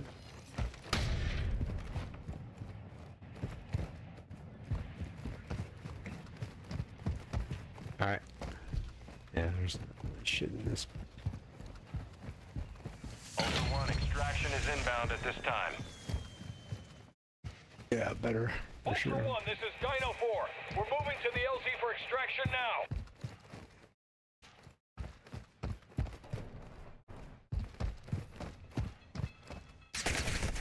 Uh-oh. Fire!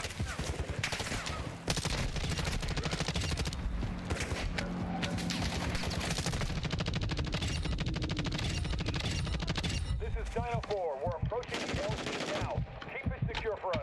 There's still a guy in the building. Disclose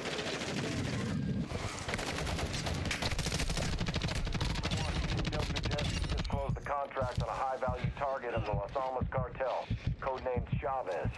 Get close enough for PID to secure payment. Ultra One, Dino 4. We're standing. Yeah, I just fucking beat the guy up with my fists. I did. Oh shit. Yeah, they are there. I gotta self-revive. You're a hard bastard, you'll make it. There's still somebody on here? Did you kill him, or how did that happen? Or did they throw a bomb in there?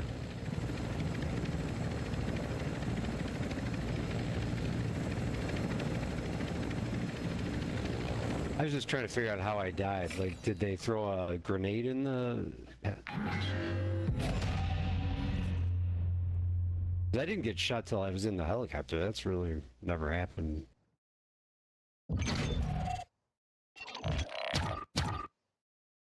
Yeah. So anyway, we got something out of that. What did we get?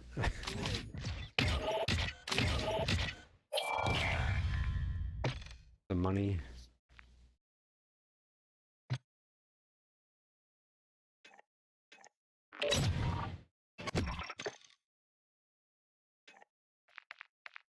All right, I'm gonna bring.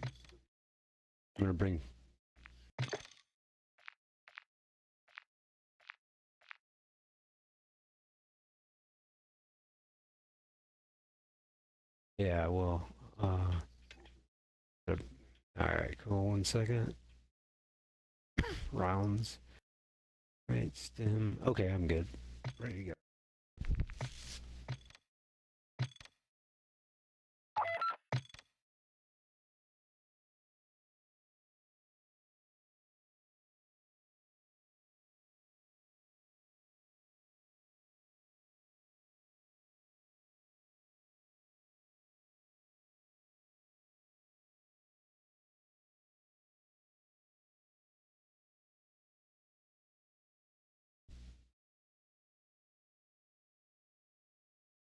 Yeah, no, it is what it is. Excuse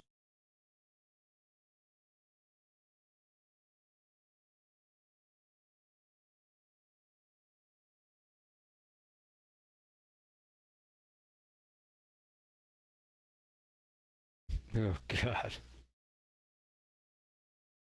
Yeah.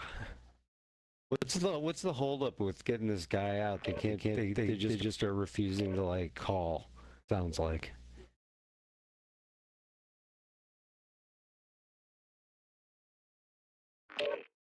Yeah. Just that. Yeah.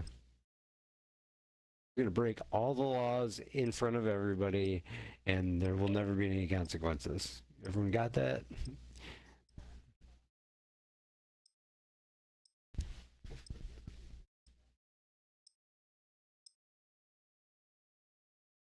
I know.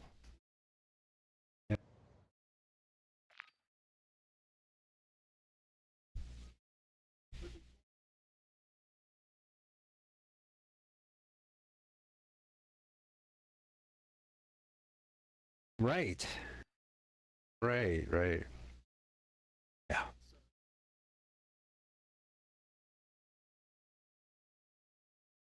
Yeah.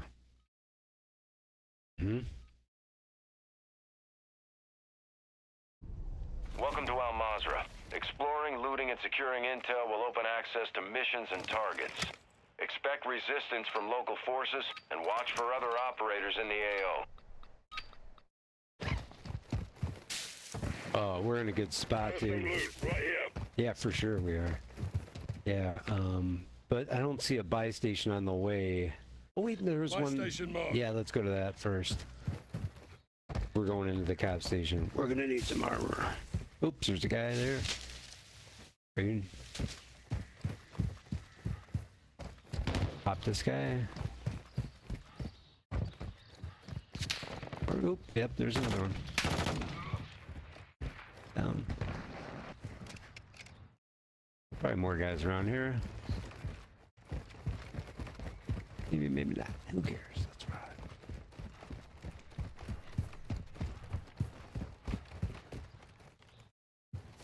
right. Or both ways. Ooh, I like it. It's good. All right, scope it out. Oh, there's guys down there. Enemy fighter right here. That's it.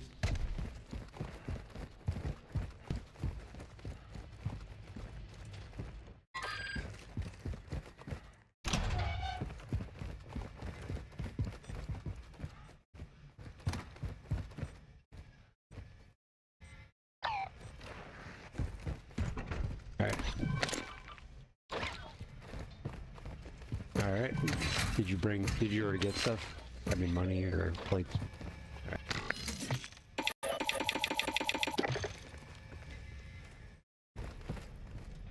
All right.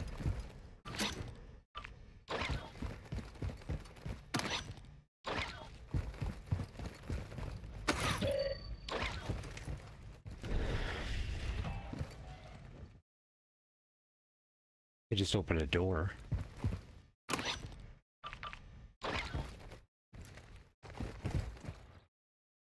It's alright. Go to the cop station. Kill some cops. We could probably just go on foot. Or... Be advised, you've got an enemy Bashara incoming. Oh crap.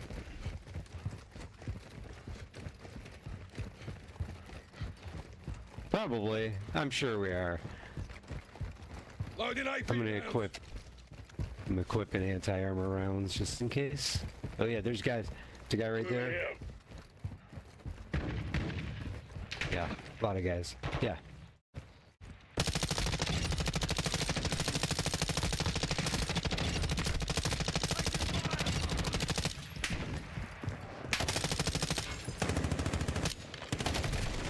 There he is. That's Juggernaut. That's Juggernaut right there. He's a big guy. I'm self-reviving. He's marked. Dude, this guy's fucking get him. I'm down. No, worry about him. Kill him. Kill him. Don't worry about me. Oh man, I got arrows in my leg. That's pretty awesome. Taking running. He's right behind. There he is. Get him. Thermite. Oh.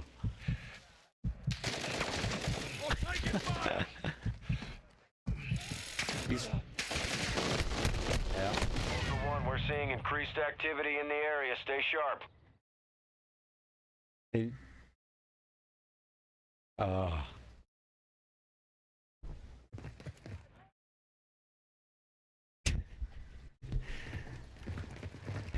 Oh no.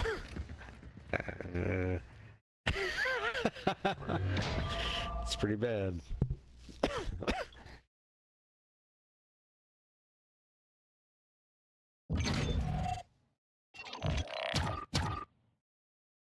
I mean, he just, yeah. I think they put him right in your way on purpose. It's like, we didn't just, we ran right into him.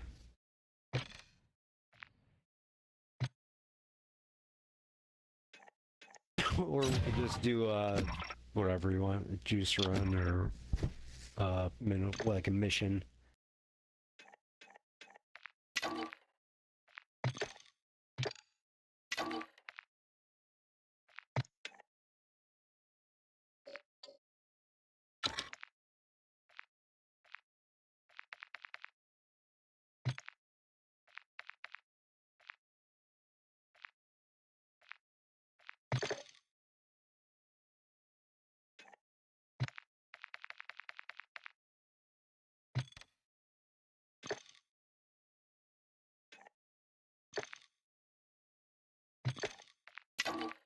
Oh, yeah.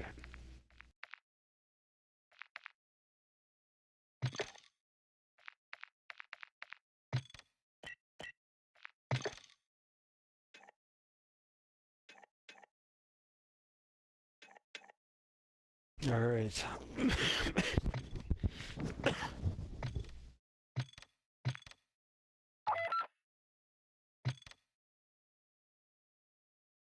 Just want to get like some. Oh god. I was just gonna say I just want to get some armor vest on price just once, and then I'll like quit playing him. You know, because I played like 4 or 5 matches with him, and I can't.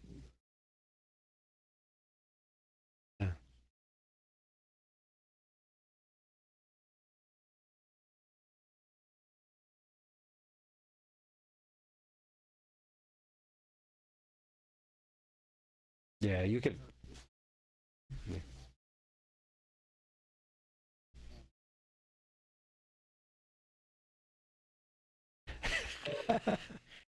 Yeah, it's true. 1 minute it's clear sailing, and the next minute it's a shitstorm.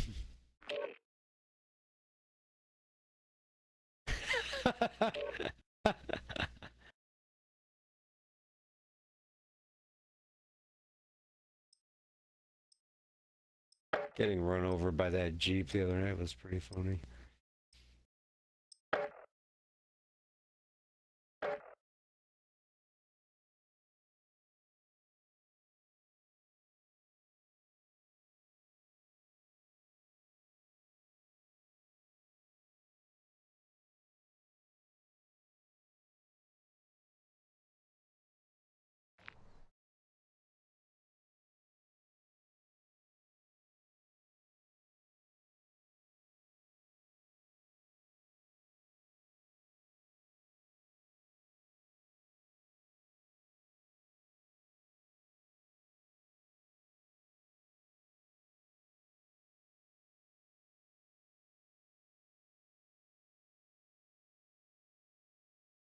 I got you. It's taking a long time to load. Welcome to Al Mazrah.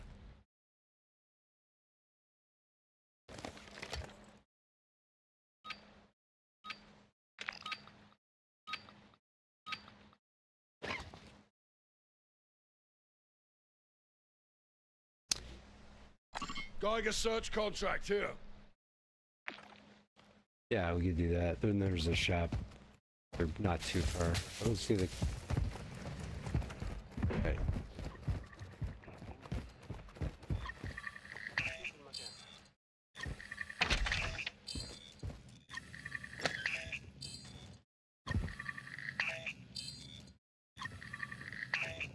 All right. Yeah. Go ahead. Uh-oh. That intel shows AQ stashed nuclear material in the AO. Secure that material and here they come. Extraction. Locations are on your tab. Taking effective fire. Easy. Holy shit. I gotta play it. Getting beat up out here. Taking effective fire. Wow. Dude.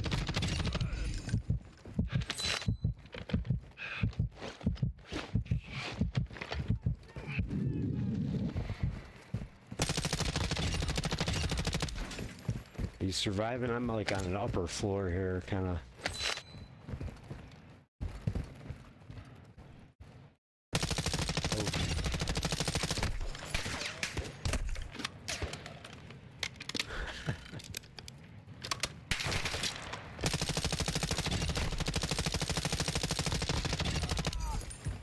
Alright, I'm headed towards the, I'm on ya.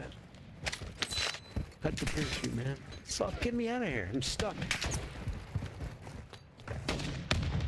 Hey! Adam, muppet like you, parcelation. I hate having the cheap guns. I don't have my usual.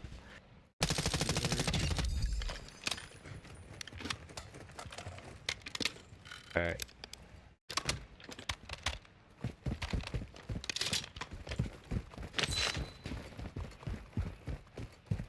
I got two.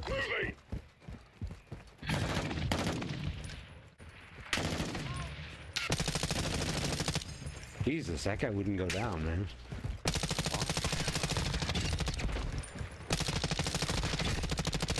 Effective fire! Oh, fuck.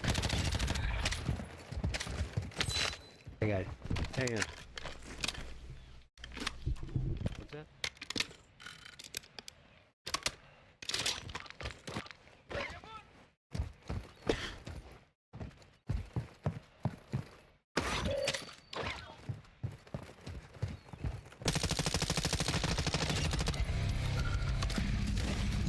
Loading AP rounds. Taking fire! Oh.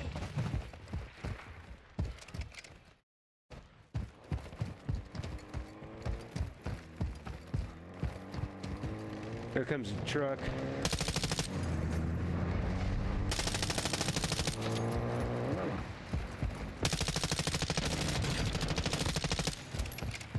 He's gonna probably come back around.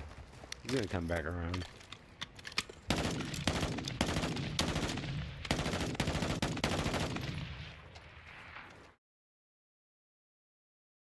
I think I'm shooting at something that's... Alright.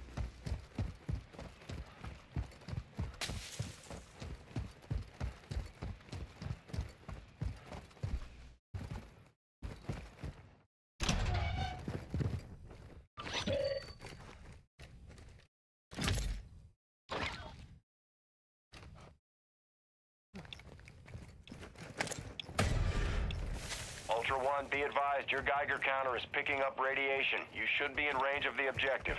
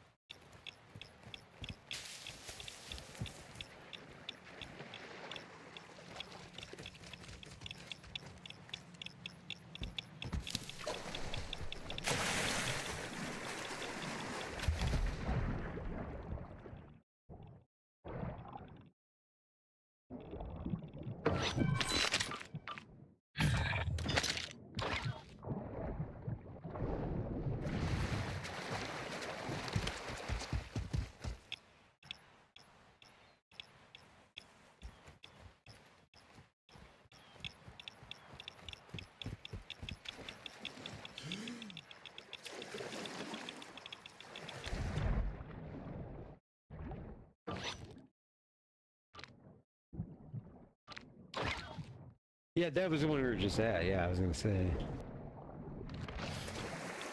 Do you have to use the Geiger counter?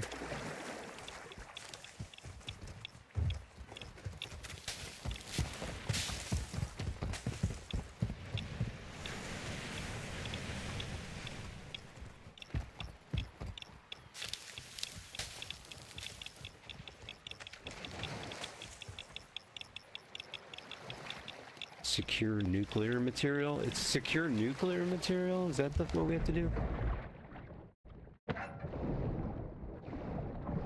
Huh.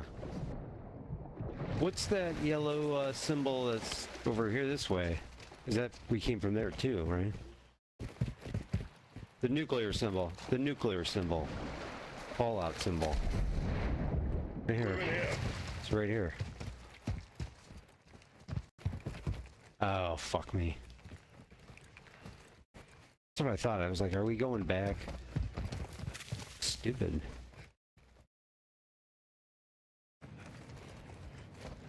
Should we go back to the contract room for a second and see if there's anything in there?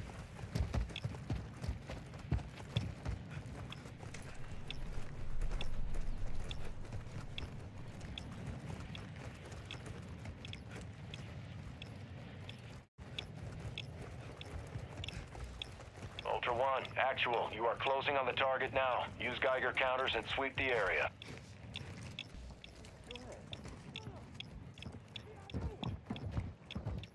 Voices. Yep. No, there.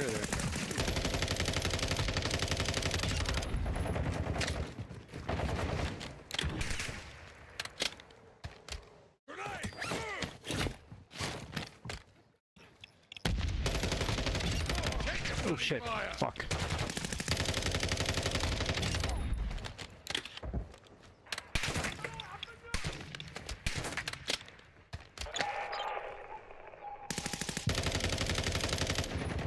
Taking effective fire. A bit like you, past selection.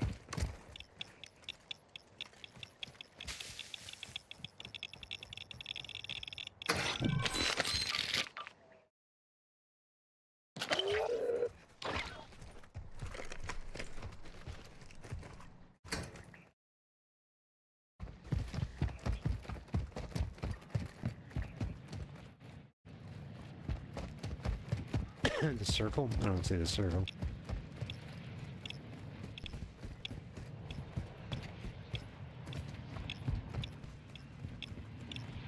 Yeah, I don't see a circle. No, just us running on the map. But that's because you got the you got the contract.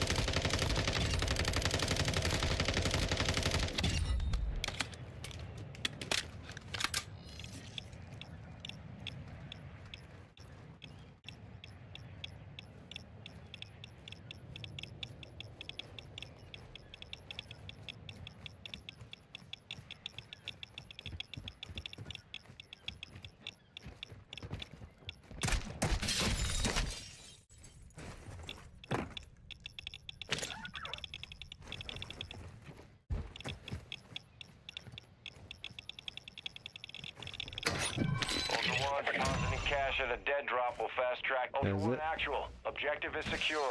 Move to an HLZ and call for extraction to earn a bonus. 11,000. Or nice, pretty good. No, I see, dude. I got tons of money. No.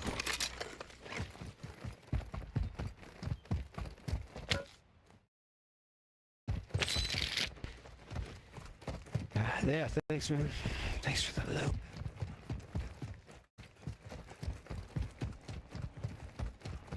Are we headed towards the next fill now, or what do you think? Ultra One, you've got hostile reinforcements incoming. Extract point marked. Uh-oh.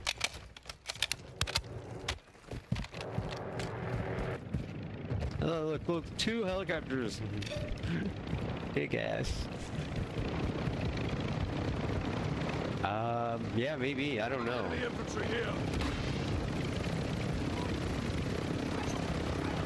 Semtex out.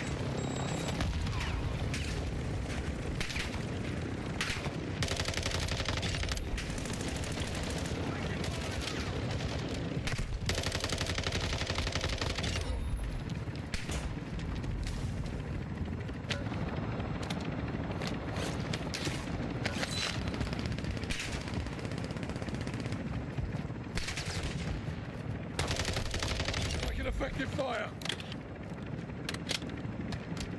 There's somebody left. Ultra One, enemy threat appears low in this There, yeah, there's a guy.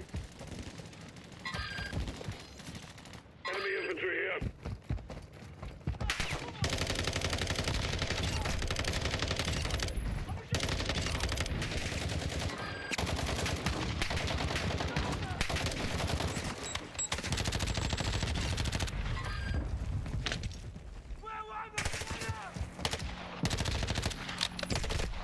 Taking I gotta effective get fire. plates on. Come on.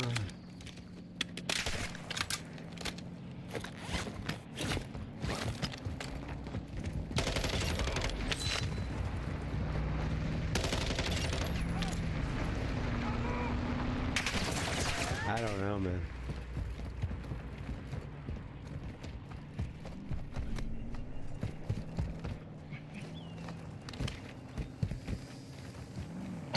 Extraction is inbound at this time. Ultra One, Dino Force inbound for extraction. We're 2 clicks out.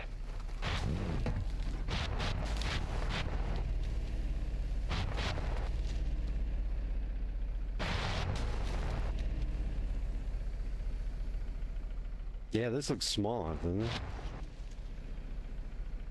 Nice pumpkin design on the upholstery. Enemy operator secured a weapons case. Tracking their Nice location touch. on your TAC map.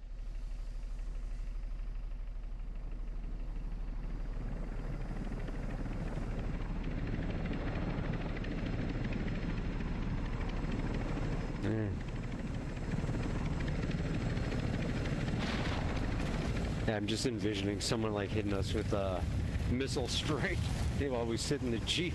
Dino Force at the extract point. Be advised, we can't stay here long. I was like, what's going on? All objectives and personnel secure. We're RTV. Okay.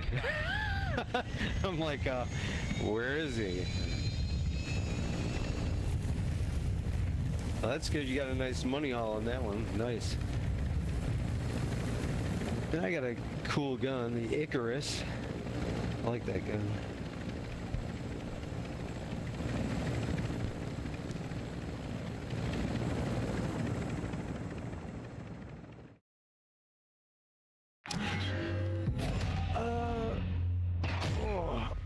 Let's see.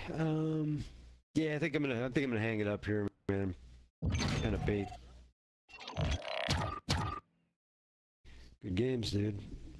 All right, well, I'll check for you tomorrow. Oh yeah, good times. Will do, man.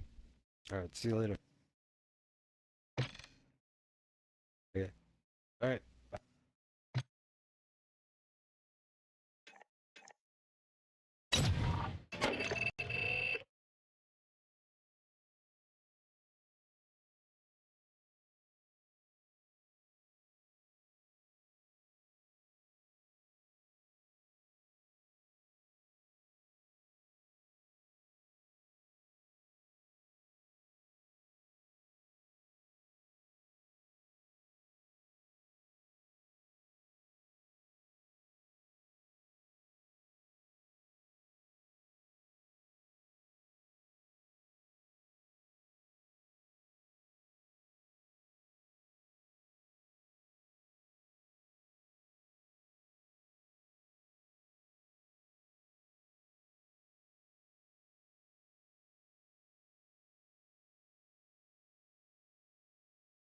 Or otherwise, this duo is going to be the cause of a lot of tattoo cover-ups in the next few years. As you've probably already guessed, if you've made it this far into the video, Ariel has also been caught stealing from other tattoo artists multiple times. And this makes sense if you watch her videos. A lot of the stencils that she uses seem to be at a much higher level of artistic ability than her tattooing skills are able to capture. I mean, in this video, you can literally see the arm hair of the person who she's stealing the tattoo off of on the stencil. I'm surprised Ariel didn't include the little hairs on accident during the 15 minutes she probably spent on this tattoo. We also know that Ariel has a very active Pinterest account, and not because she's on the hunt for those casserole recipes. This TikTok user was able to find 3 different tattoos that Ariel directly stole off of Pinterest, almost line for line, except it's kind of hard to tell because hers looks so much worse. Now, I've seen comments saying that Ariel doesn't deserve this level of criticism because a lot of her clients appear to be very happy at the end of her videos. It's so pretty. You like it? Love it. This really doesn't mean much to me, though. I mean, they're on camera and Ariel's behind that camera saying, "Do you love it? Do you love it? Do you love it?" over and over again. So it could just be that they feel too much pressure and nervousness to say anything. But I will give credit where it's due. She offers very affordable prices and she is very transparent about what her tattoos look like, no matter how bad that is. While I will not be getting a blindfold tattoo from Ariel anytime soon, I don't think it's a good idea to comment or interact with her page. It seems like any criticism, no matter how well-meaning, is just deleted or ignored. In fact, in a live stream, Ariel showed that she is very proud of how upset she's made people because of her tattoos. I'm just saying it's a f***ing proven fact that I am the most relevant tattoo artist in the industry right now, so why would they give their attention to anyone? So my suggestion would be, don't interact, You're just feeding into an endless pit of attention-seeking behavior. Regardless of what anyone thinks, Ariel is just gonna keep doing what she's doing, and she is going to have no end of clients lining up to get scratched by her. Thankfully, though, all my tattoos look pretty amazing, like this one. Shit.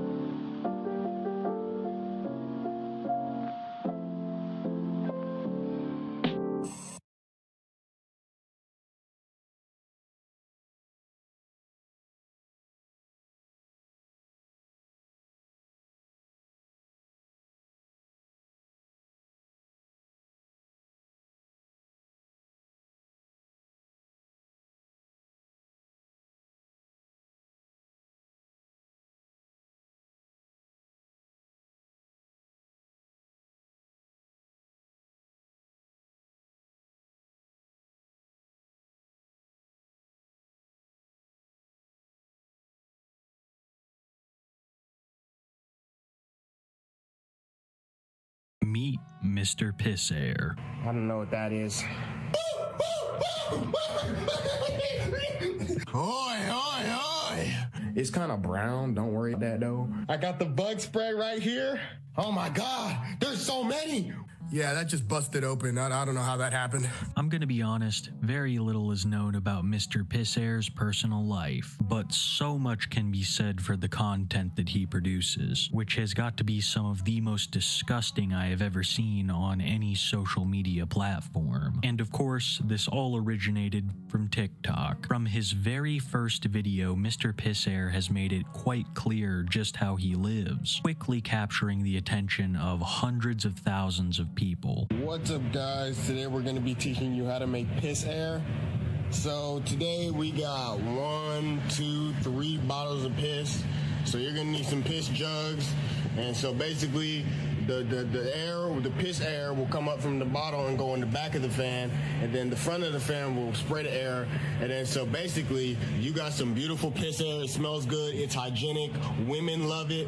So get you some piss air. Hey, I love the piss air, yay! I'm gonna warn you right now that this is quite tame in comparison to some of the videos that he would put out in the future, but the vast majority would be oriented around these jugs filled with liquid. The contents of these jugs have been debated quite frequently by viewers of Mr. Piss Air's content, but he has always maintained that these are pee jugs, which he absolutely loves. These would mostly be the center of his videos, but there would also be another kind of emerging content that viewers were extremely. Yeah, I'm sure you've noticed I'm wearing the same outfit, same clothes, because it's been over 24 hours since my last shower. I've been busy. What are you going to do about it? Call the stink police? Get the odor officers out here? I'll shower here shortly. Today, we're doing something we haven't done in a long time. We're looking at an apology video. This one I could not resist talking about. It is a shockingly bad apology videos, even when you consider all of the classics we've seen come out over the decade. It's a TikTok creator named Michael Duvall. To summarize a lot of the lore, just dropping you some tidbits on it, Michael Duvall was a preschool teacher who produced OnlyFans content at the preschool he worked at. You'll hear it come directly from his mouth in a moment, but occasionally he would take nude photos of himself in the bathroom and even had a video of him masturbating and ejaculating onto the toilet seat, which apparently had like a training seat on it, like for kids to learn how to use the bathroom. It's fucking gross. I guess let's just start from the very beginning. And 2020 is when I made my OnlyFans. 21 about is when I met my ex-fiance, and we got engaged in 2022, and we also broke up in 2022. But I would say that this whole OnlyFans story starts from when we're still together. He spends the first like 3 minutes here talking about his previous relationship and how it kind of got him back into doing OnlyFans content. He said it was a bad relationship, a lot of bad things happened, felt like he was being forced to do things on OnlyFans. Eventually the relationship ends, and then all of this stuff with the preschool happens. So to me, it really feels like it's kind of not relevant to the matter at hand here, how you got back into the OnlyFans content, when what's actually being discussed here with the preschool stuff was choices you made by yourself way after that horrible relationship ended. So it feels to me kind of like he's mentioning this past relationship as a way of like kind of subtly pushing the blame onto his ex for how things got to where they were. It just doesn't seem like it was a good opener here for something that's supposed to be about taking accountability, because it feels like he's immediately like avoiding it. Like it really does seem like he's just serving up a yappy meal, and we don't even get a cool Minecraft Steve toy with it. Now, growing up how I did, it's no shock that I was really excited seeing all this money that was coming in. And so I tried really hard. I posted hundreds, if not thousands of times a day in so many Reddit pages, on my OnlyFans, on my Twitter, just stuff like that. And as you know, I was working as a preschool teacher, technically pre-K, pre-kindergarten. And so I had a lot of free time at work where I would post on those apps. Posting thousands of times per day is unhinged. Not even those rage bait Twitter accounts that drool on that platform day and night trying to engagement farm for $15 at the end of the week get that many posts per day. That is a crazy amount, especially while at work. How would you possibly, as a pre-kindergarten teacher, think that it's appropriate to just be posting all day on these platforms, and for that kind of content too? That's a fucking disgusting thought process where you'd go from like, all right kids, nap time, go to sleep. All right, perfect. Now I can make my 300th post a day about spreading my chocolate starfish on this Reddit page, and then I've got to check my OnlyFans to see if anyone's requested me to do a little sounding. Like, that is lunacy.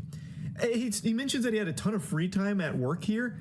I can't imagine there was that much free time to make hundreds, if not thousands, of posts on these platforms.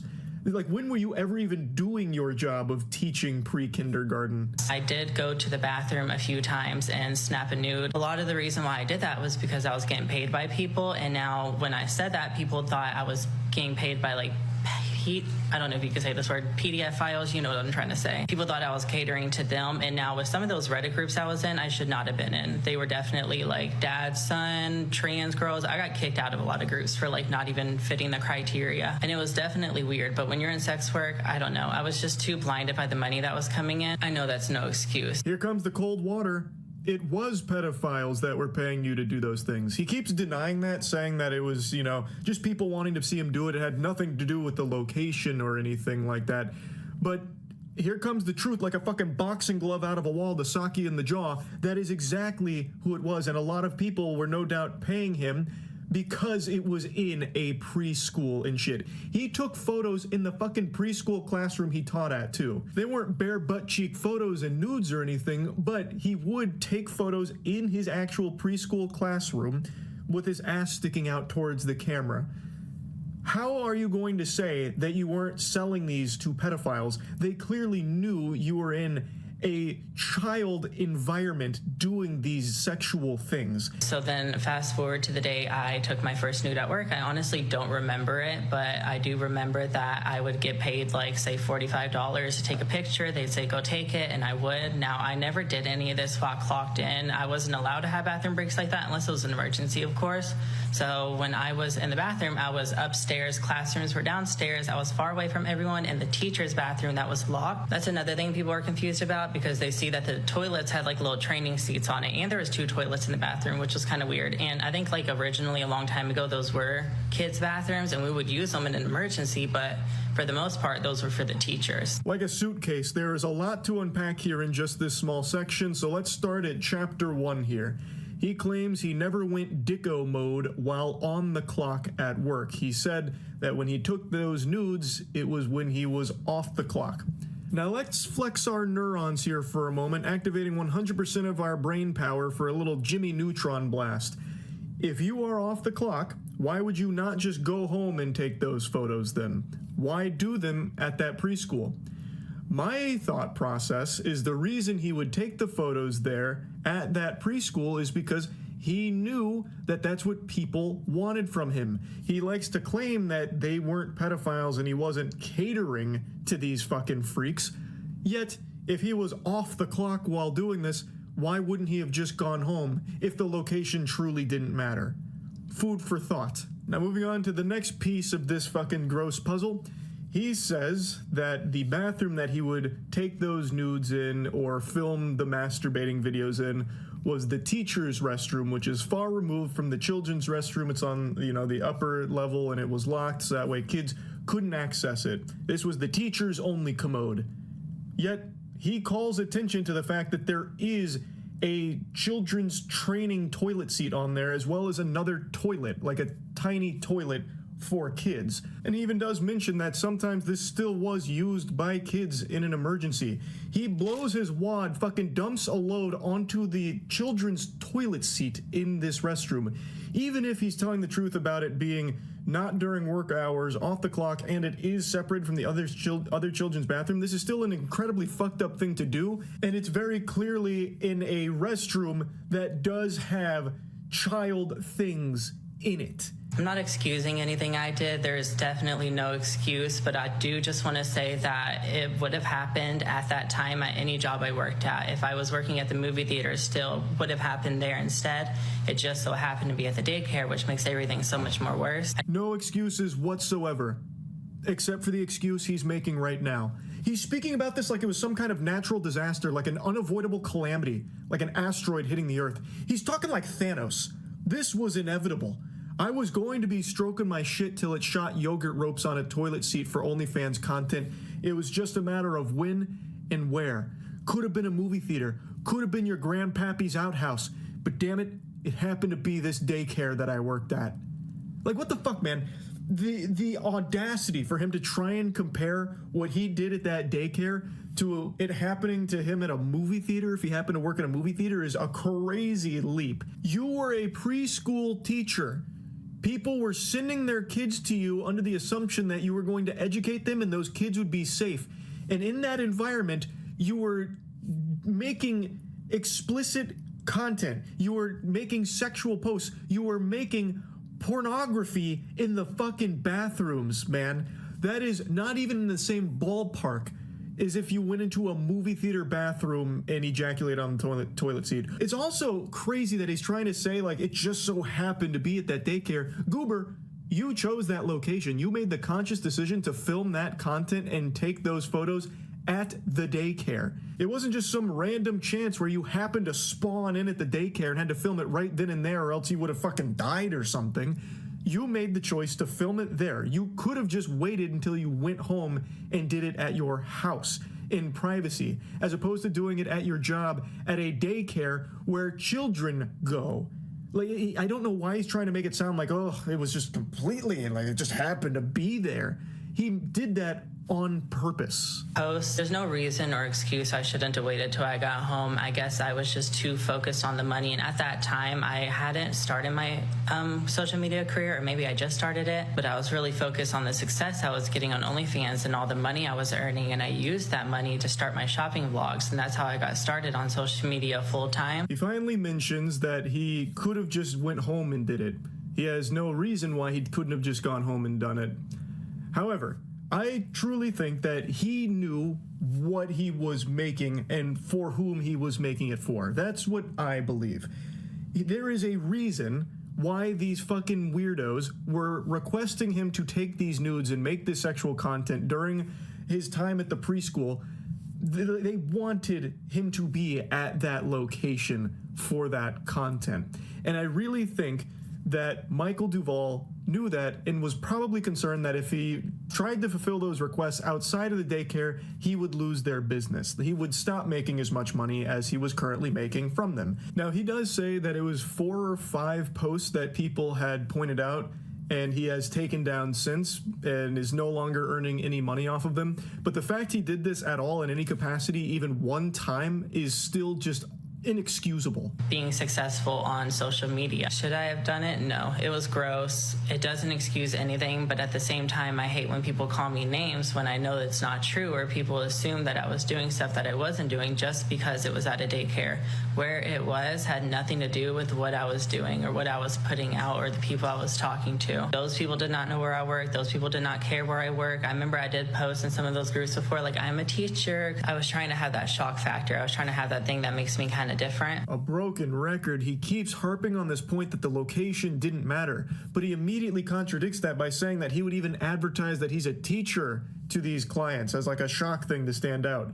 So wouldn't you think that since you have said you are a teacher and they are requesting and paying you to take these photos, that the location does matter? It's not like these people saw you were a teacher and then started paying you to take photos building a rocket ship with assless chaps on. They were asking you to take these photos at the daycare. Like, I really think it should be pretty clear that the location did matter to them. At least that's what I think. I think that's pretty obvious. That's my opinion on it. I don't know why he's trying to deny that the location was like a selling point to these people when he is actively saying that he would tell them that he is a teacher. And I know my full story, I know the truth, but that does not excuse what I did at the preschool, and that does not excuse, I also have racist tweets, which I know if I address this, people will bring that up. Now, this is where his apology takes a crazy turn I haven't seen before. He is breaking new ground, a pioneer in the apology meta.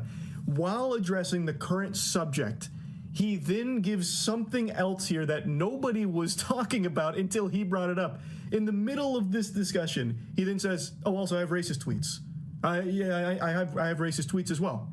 And it's like, whoa, wait, where did that come from? Tweets from like 2014 where I said the most insane things. I said things about animals I shouldn't have said, like abusive, not sexual. And I said things about people, groups of people, black people, Asian people. I was very much unhinged and kind of wild as a kid, and I don't want to use the house I lived in as an excuse. There really is no excuse. This tiny little section here comes in like a surprise post-credits scene. I don't know where this came from out of nowhere. He just brings this shit in out of left field about his racist tweets in the past and like some things he said about animals in the past. Very odd. I was also doing a lot of drugs, and I know I said I didn't want to bring up any excuses, but that's just partially why I don't really remember everything. And so seeing it come to light, it's almost like me seeing it for the first time because I've completely shut it out of my mind, blocked it out. What? So now you're saying you were doing a lot of drugs at the time, so you don't even remember a lot of these things? A little confused here on the plot. Were you doing drugs while working as a pre-kindergarten teacher? Like you were showing up to work high, and because you had done so many drugs, it led you to think it was okay to make that content? Or are you saying you were doing so many drugs at the time that you did that content sober, but then the drugs blocked it out of your mind, like clouded it? I'm a little lost now on what this claim is about the drugs and not even remembering doing a lot of it. To tell you the truth from my mouth, because I know hearing it from rumors, it can sound a lot worse than it was. I promise you no kids were ever involved. What I did in that bathroom had nothing to do about the building I was in. I know I let a lot of people down, and the people I let down the most is mothers and people with kids and people who thought they could trust me and knew who I was. I just want to say I'm truly sorry. I never meant to make anyone question the type of person I was. I never meant to hurt anyone. I never meant to make those mistakes. Kind of nuts to me how he says that it sounds a lot worse than it was. Buddy, it was that bad. Like, even all the things that he shed some light on only served to confirm everything that had come out about it. Like, he doesn't really, offer any kind of other explanation that makes it not as bad as people thought. It really is just as bad as people thought. The rest of the video, though, is spent with him saying that he's sorry to mothers and people that he let down with all of this, and he does keep mentioning that the building didn't matter, which again, he contradicted himself earlier when he said that he advertised himself as like a teacher to these people. So I think it did matter. Like, they were requesting that. Like, I think it very much did matter. He doesn't want to admit it here, but I really do believe that he knew that it mattered. Anyway, though, the apology itself is still just not very good. It is a very interesting strategy to also throw in like the racist tweets out of nowhere that he decided to mention on his own accord. And even though he said multiple times that he's not making any excuses, he does then immediately try and make excuses throughout the apology. Overall, not the strongest apology. That's about it. See ya.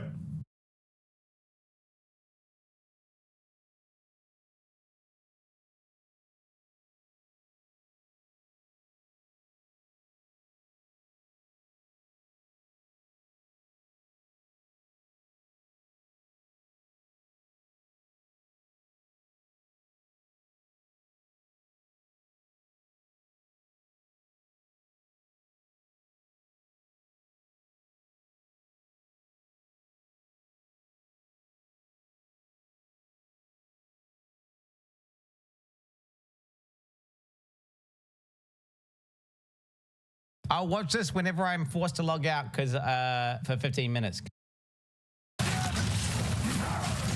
Do you know, can you search by monster level?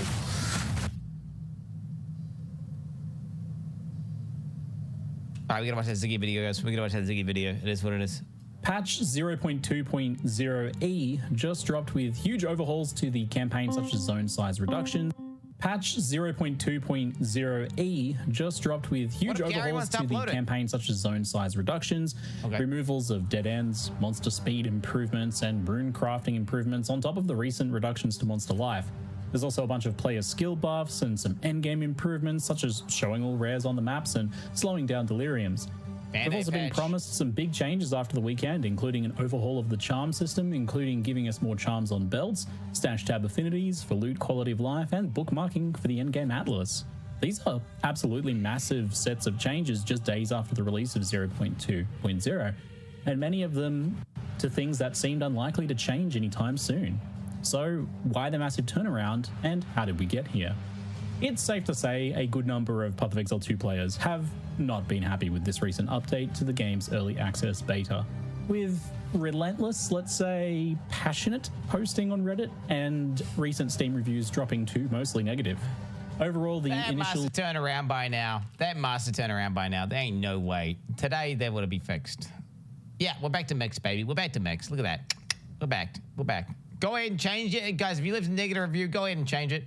Okay, we were 19% posi, 29% posi, 27% posi, 38% posi, 40% posi, 38% posi. Okay, so we're trending upwards, guys. Good trend, as you can see here. We're back to 40% posi. Although we were 85% posi, and yeah, we're high 80s. We're in the 80s, 60s there. But now we're back to 40, which is good. All right, 40, which is good.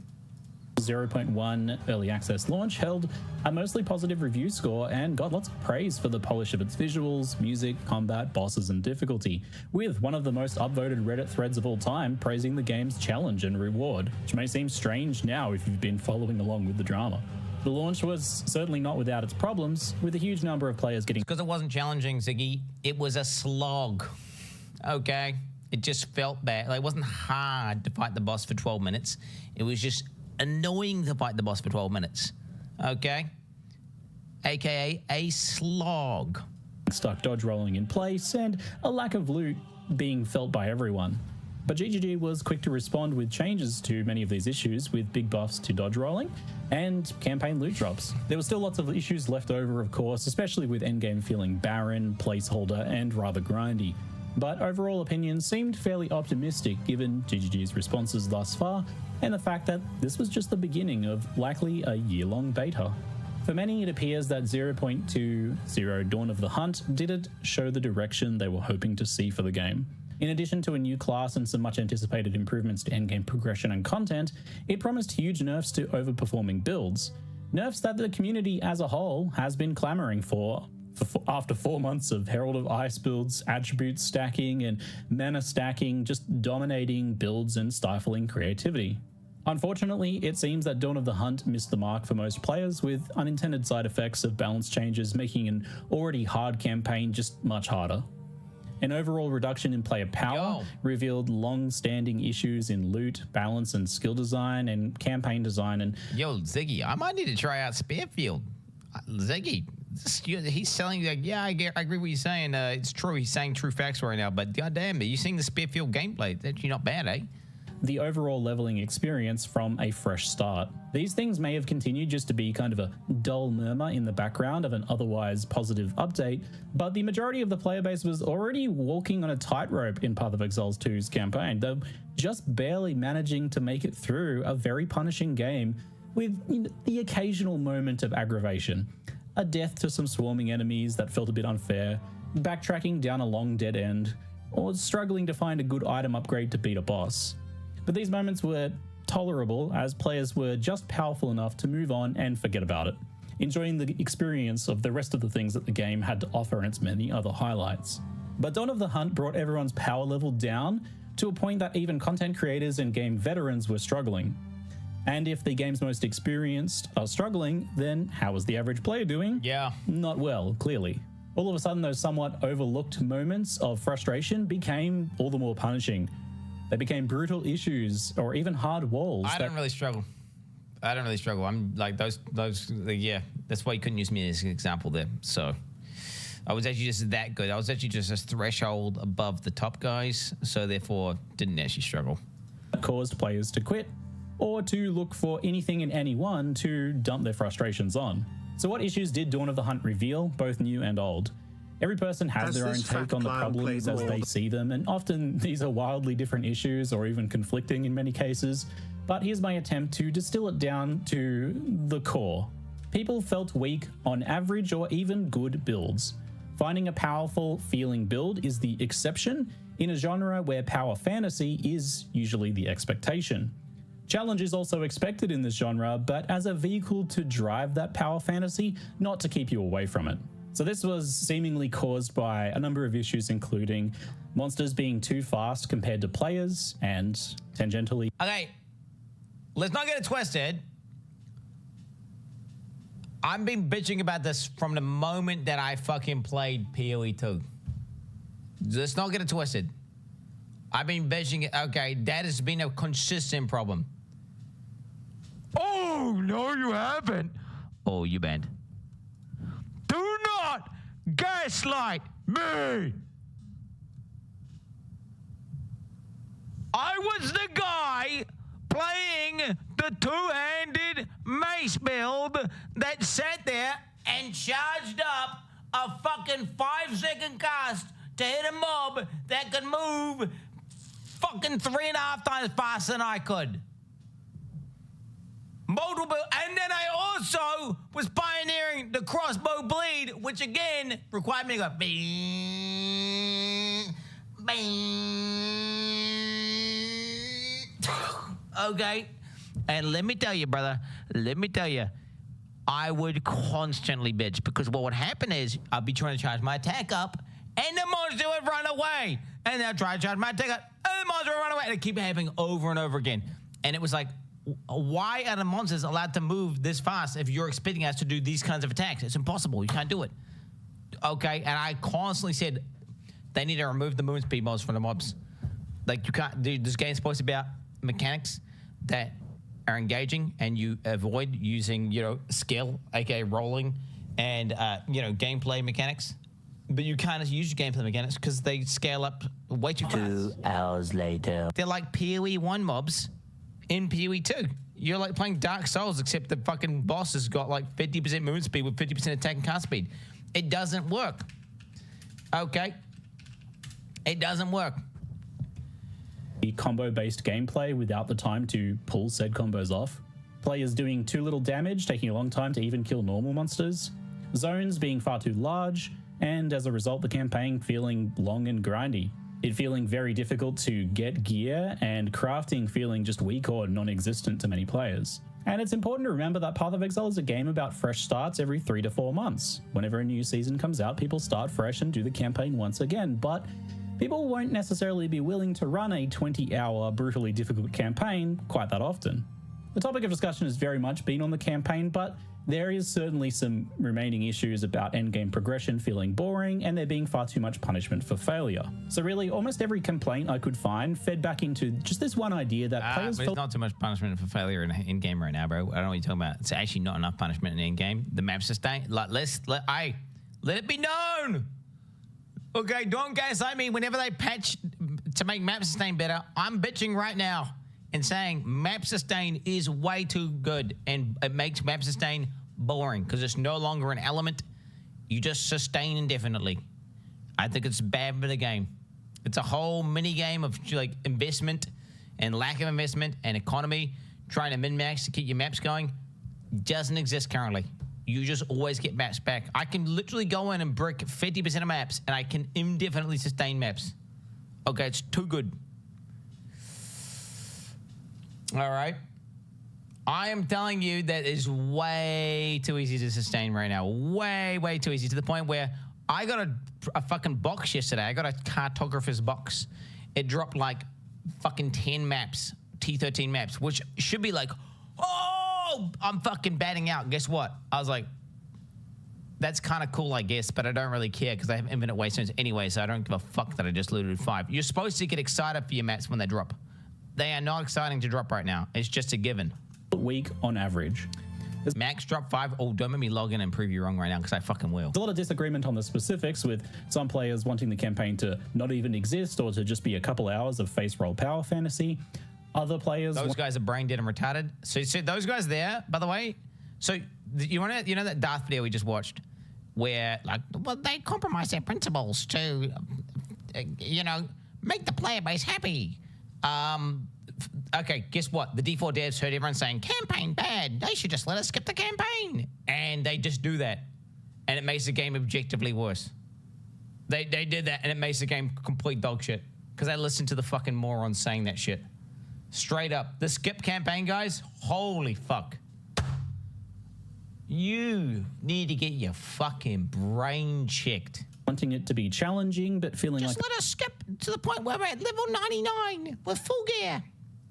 Just give us a fucking item set. Give us a Ramalady's gift where you just do 3 things on a list and then you give it a full set of gear and do 20,000% more damage.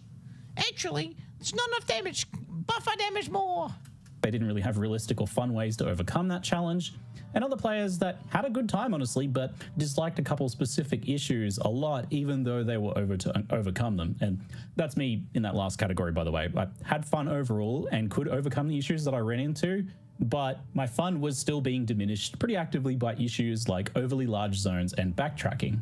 So what have GGG done, or are they doing, to fix the problems? Let's take a look. There was a lengthy discussion on monster speed in the recent Q&A between Zizarin and lead producers Jonathan Rogers and Mark Roberts, which was a long, somewhat brutal at times, but very important interview. It came at a rather timely Let me finish. moment and was probably quite difficult for both of these developers to do, to come out and defend the vision they have for the game. Who said that? I can't remember. Was it Ziz who said that, or was it Mark or Jonathan who said that? I can't remember who said that. Who said that? It was Ziz.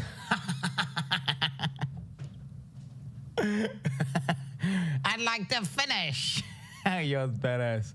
Which is very important for leadership to have, but also still to be able to listen openly and take this criticism that can be really hard for many of us to do.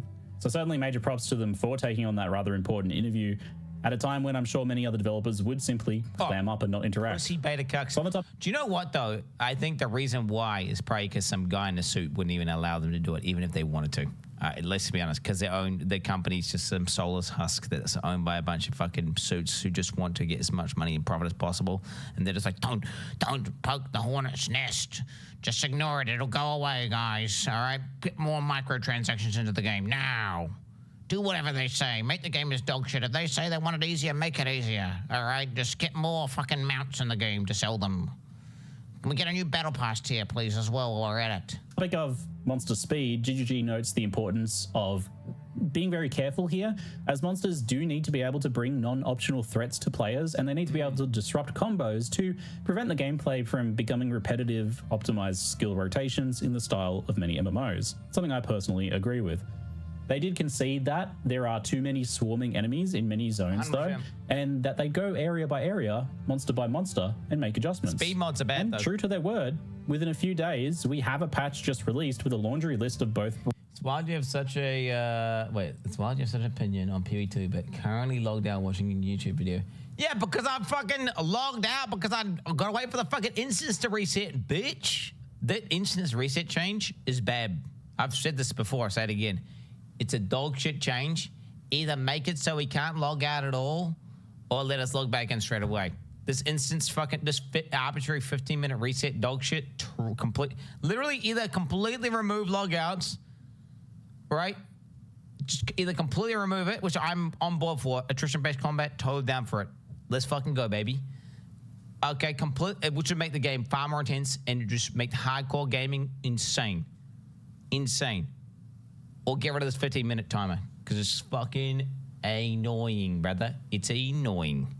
Broad and specific changes addressing things such as enemies that could animation cancel starter step, lowering numbers on swarming enemies, and adjusting AI and cooldowns to ensure things like For example, after a werewolf lunges at the player and sprints at them, they will then walk instead of run until the player moves far enough away, which they will then begin their faster running sprint, rather than just doing that all of the time. The overall idea here is that fast enemies die fast, and they give openings to kill them. And there's just much less of them overall, so that it doesn't feel quite so overwhelming.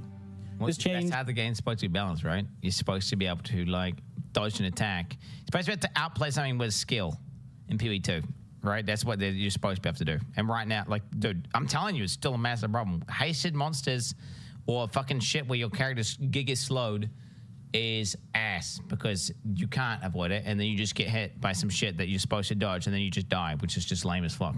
Seems to hold fast to their vision of keeping some threats and disruptions important for the challenge of the game overall, while making things much less oppressive for the player. It's worth noting that combo-based gameplay is something some players just don't like. The developers have said that it's not intended that you have to perform complex combos to kill just basic monsters, but that you be rewarded for them for bosses and for more powerful rare monsters. They've also separately mentioned that they plan on keeping some playstyles and skills that will just be simple, just single skills and things like that can work reasonably effectively, but that they will keep making more interesting skills, supports, and items that... What is this unethical Ziggy D damage, man? What is this unethical Ziggy D damage? Do reward skill combinations. Is that fucking... Dude, this... I swear to God, he's probably using the fucking... spear that I'm thinking about using that looks good. It says all damage poisons, and you just get... It looks solid as. It's probably that. He's probably got that exact thing on. Yo, I might need to fuck with that straight up. I suspect the issue here of feeling like combos are mandatory is less one of game design and more of the fact that the game was simply just too hard. You couldn't really do combos due to monsters being too fast and difficult, but you also kind of had to do combos because otherwise you just weren't dealing enough damage. That's a pretty rough combination. Hopefully this is something that eases just with changes that impact the overall difficulty in player power. Next up, players doing too little damage and taking a long time to kill even normal monsters. There were many things affecting this issue: monster life, nerfs to skills, gearing and crafting issues, and even things like monster speed, meaning that players were kept on the back foot and unable to attack themselves. Earlier, several hotfixes tackled the monster side of things. Monster life was lowered significantly across the board in the campaign, and things like regeneration abilities were removed from rares, finally. There were also clips of players failing to kill white monsters, who were often the minions of rare monsters. These had a huge amount of life bonus, which was reduced from a whopping 400% down to a far more reasonable 94%. There's also been a number of targeted buffs to certain skills, though some of them may have been a bit hasty in reaction to the community outcry and the size of it. With some skills like Lightning Spear, for example, found to actually be overperforming. They just kind of didn't give it enough time to settle in. And then the buffs that they received have seemingly led to them having huge representation in the endgame now. Yeah, this is dog shit. Hey, if they've hit it with a nerf bat, who gives a fuck? Thing is, they're not going to, are they? Let's be real. It makes sense to just save nerfs. It's one of those things where, okay, would it... Think it. It's going to farm a bunch of outrage from bozos. Fucking complete bozos. It's going to propagate that hate. Which 100% they're going to nerf it. It's now they're just going to, like, I think it's just like, you just wait till 0.3. You just wait till 0.3, don't you? You just wait till 0.3. It's stupid though, bro. You just wait till 0.3. That's a problem for later though, but it does mean that inevitable nerfs correcting that overcorrection will hurt more players who have become accustomed to how it is now. The life changes, skill buffs, and changes to monster skill speed. The window of opportunity was there to quickly hotfix it, but you can't. Once they've had it for a few days, it's like taking, the baby's going to throw the toys out the cot. At this point, they've had it. It's developed the bond with the Lightning Spear, the little retard baby brains. They've formed the connections now, and you take that toy away from them, right? Or you downgrade their toy a little bit. They're going to be like, wee! And they've already just got so many people who are just complete sheep, right? We're talking the complete brain dead sheep who cannot come up with their own single original thought. And they hear like one autistic PoE streamer having a cry about their fucking skill, and they're gonna be like, "Yo, this affects me." When in reality, it's like, "Oh, your damage went from like fucking 1.2 billion DPS to like fucking 700,000 million DPS, whatever the fuck." Okay, it's just no. Stomp break, bro. Nothing's wrong with stomp break. Stomp break's fine. Rake's fine. What are you talking about? Rake is absolutely fine. It's totally balanced. I have like one of the best weapons in the game, okay, and I'm Rake enjoying, and my character is not giga damage. I have to do multiple rare mechanics. I don't one-shot white mobs. Yeah, I don't know what to tell you. I am rated the Rake Smith. This is my invention, mate. I wanted to play blacksmith and be a blacksmith. Blacksmith slamming the hammer thing sucked dick. So I'm gonna just try the fucking Rake out. People saying Rake's okay, and then as she starts working, so I'm surviving, I'm progressing. Bro, it is what it is. The Rake Smith, it goes hard. It goes hard. Oh, bro, whenever I seen Rake as the bleed build, I'm like, oh, I might go to spear bleed. And I was like, I'm probably gonna go spear bleed, but I want to go to Smith more, so I'm gonna go to the Smith. Turned out the Smith's hammer ability sucked, so then I just modified it to be the ability that I was gonna do if I went fucking Amazon. Do not try and change history, mate.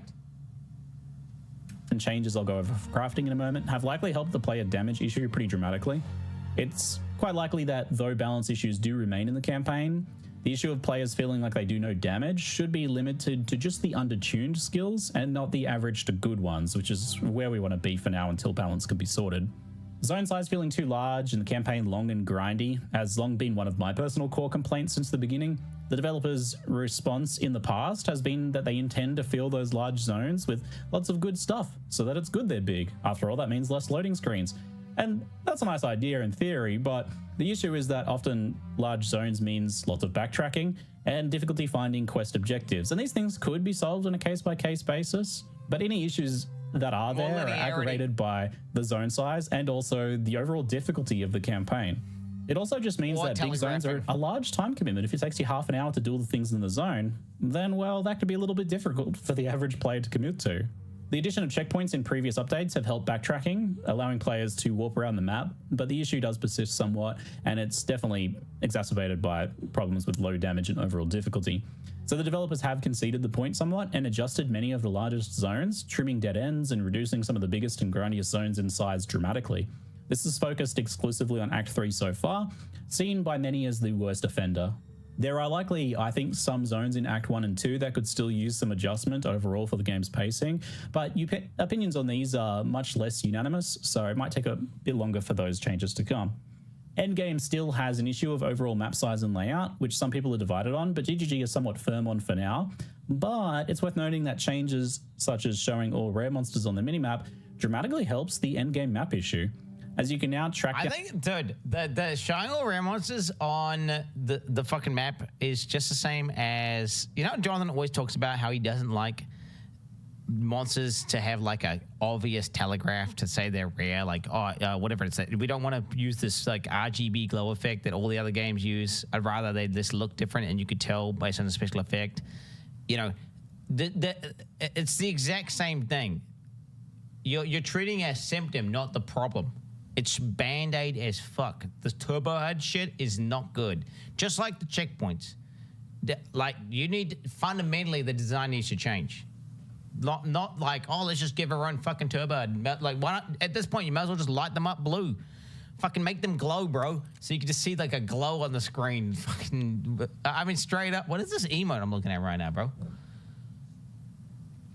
What the fuck is this emote right now? Shut the fuck up. Really, bro? Dude, what? Unrequired rare monsters and just leave without having to explore the whole zone. This can reduce some of the biggest maps by half or even more. Often the issue with those huge maps was just backtracking and exploring to find that one rare that you missed. But being able to beeline directly to them now is a good solution, at least as a band-aid for now, for the map size issue. Band-aid.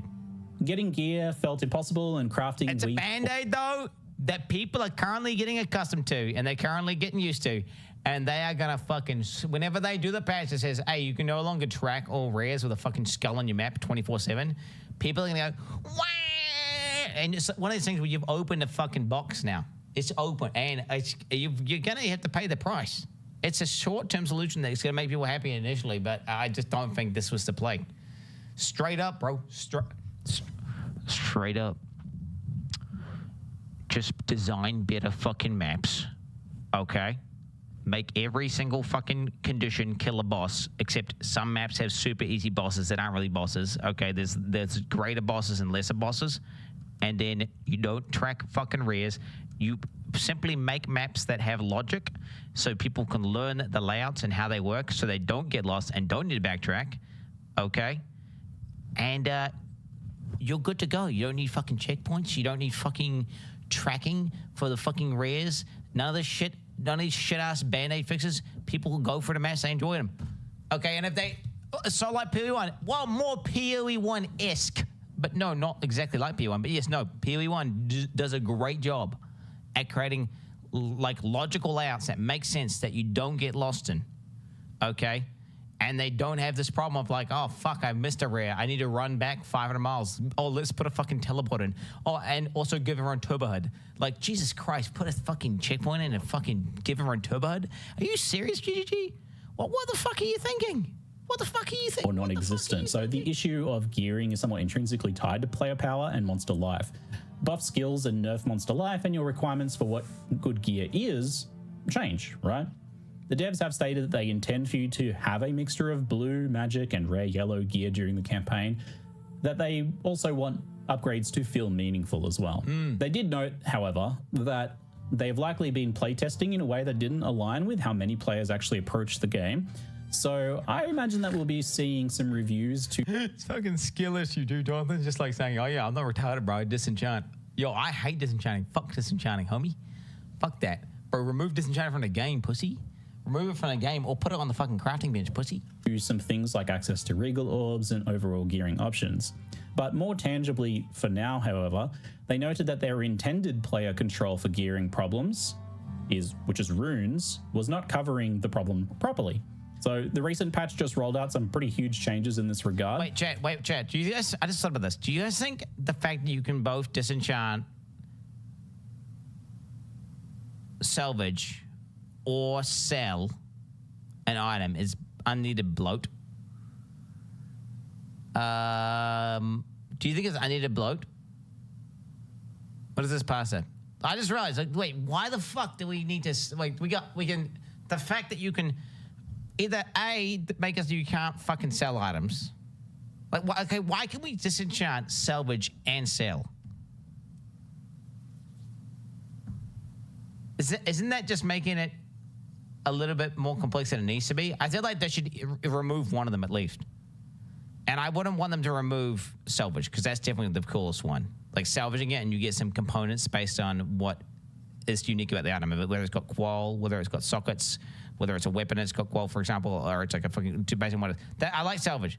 So that's like, okay, maybe just makes you just get gold from killing stuff and you just buff gold drop rates and make it so you can't sell, or you remove disenchanting and just make salvaging as a part of disenchanting. That just seems way better, actually. What the fuck? Just, wait, what the hell? Combine salvaging and disenchanting. Straight up. Huh? Why don't they do that? What's the downside? Salvage and disenchanting should be combined. I ban these guys, ban these retards, by the way. Ban these retards. Straight up. I just made the game like, because I don't like that bloat, bro. I don't like that bloat. Salvaging and disenchanting should be combined. You should be able to salvage anything, and it just counts as a disenchant. And if there were sockets, well, then you get the artificer orb shards. And if it had qual, well, then you get the scraps. Straight up. Holy fuck. Do that now.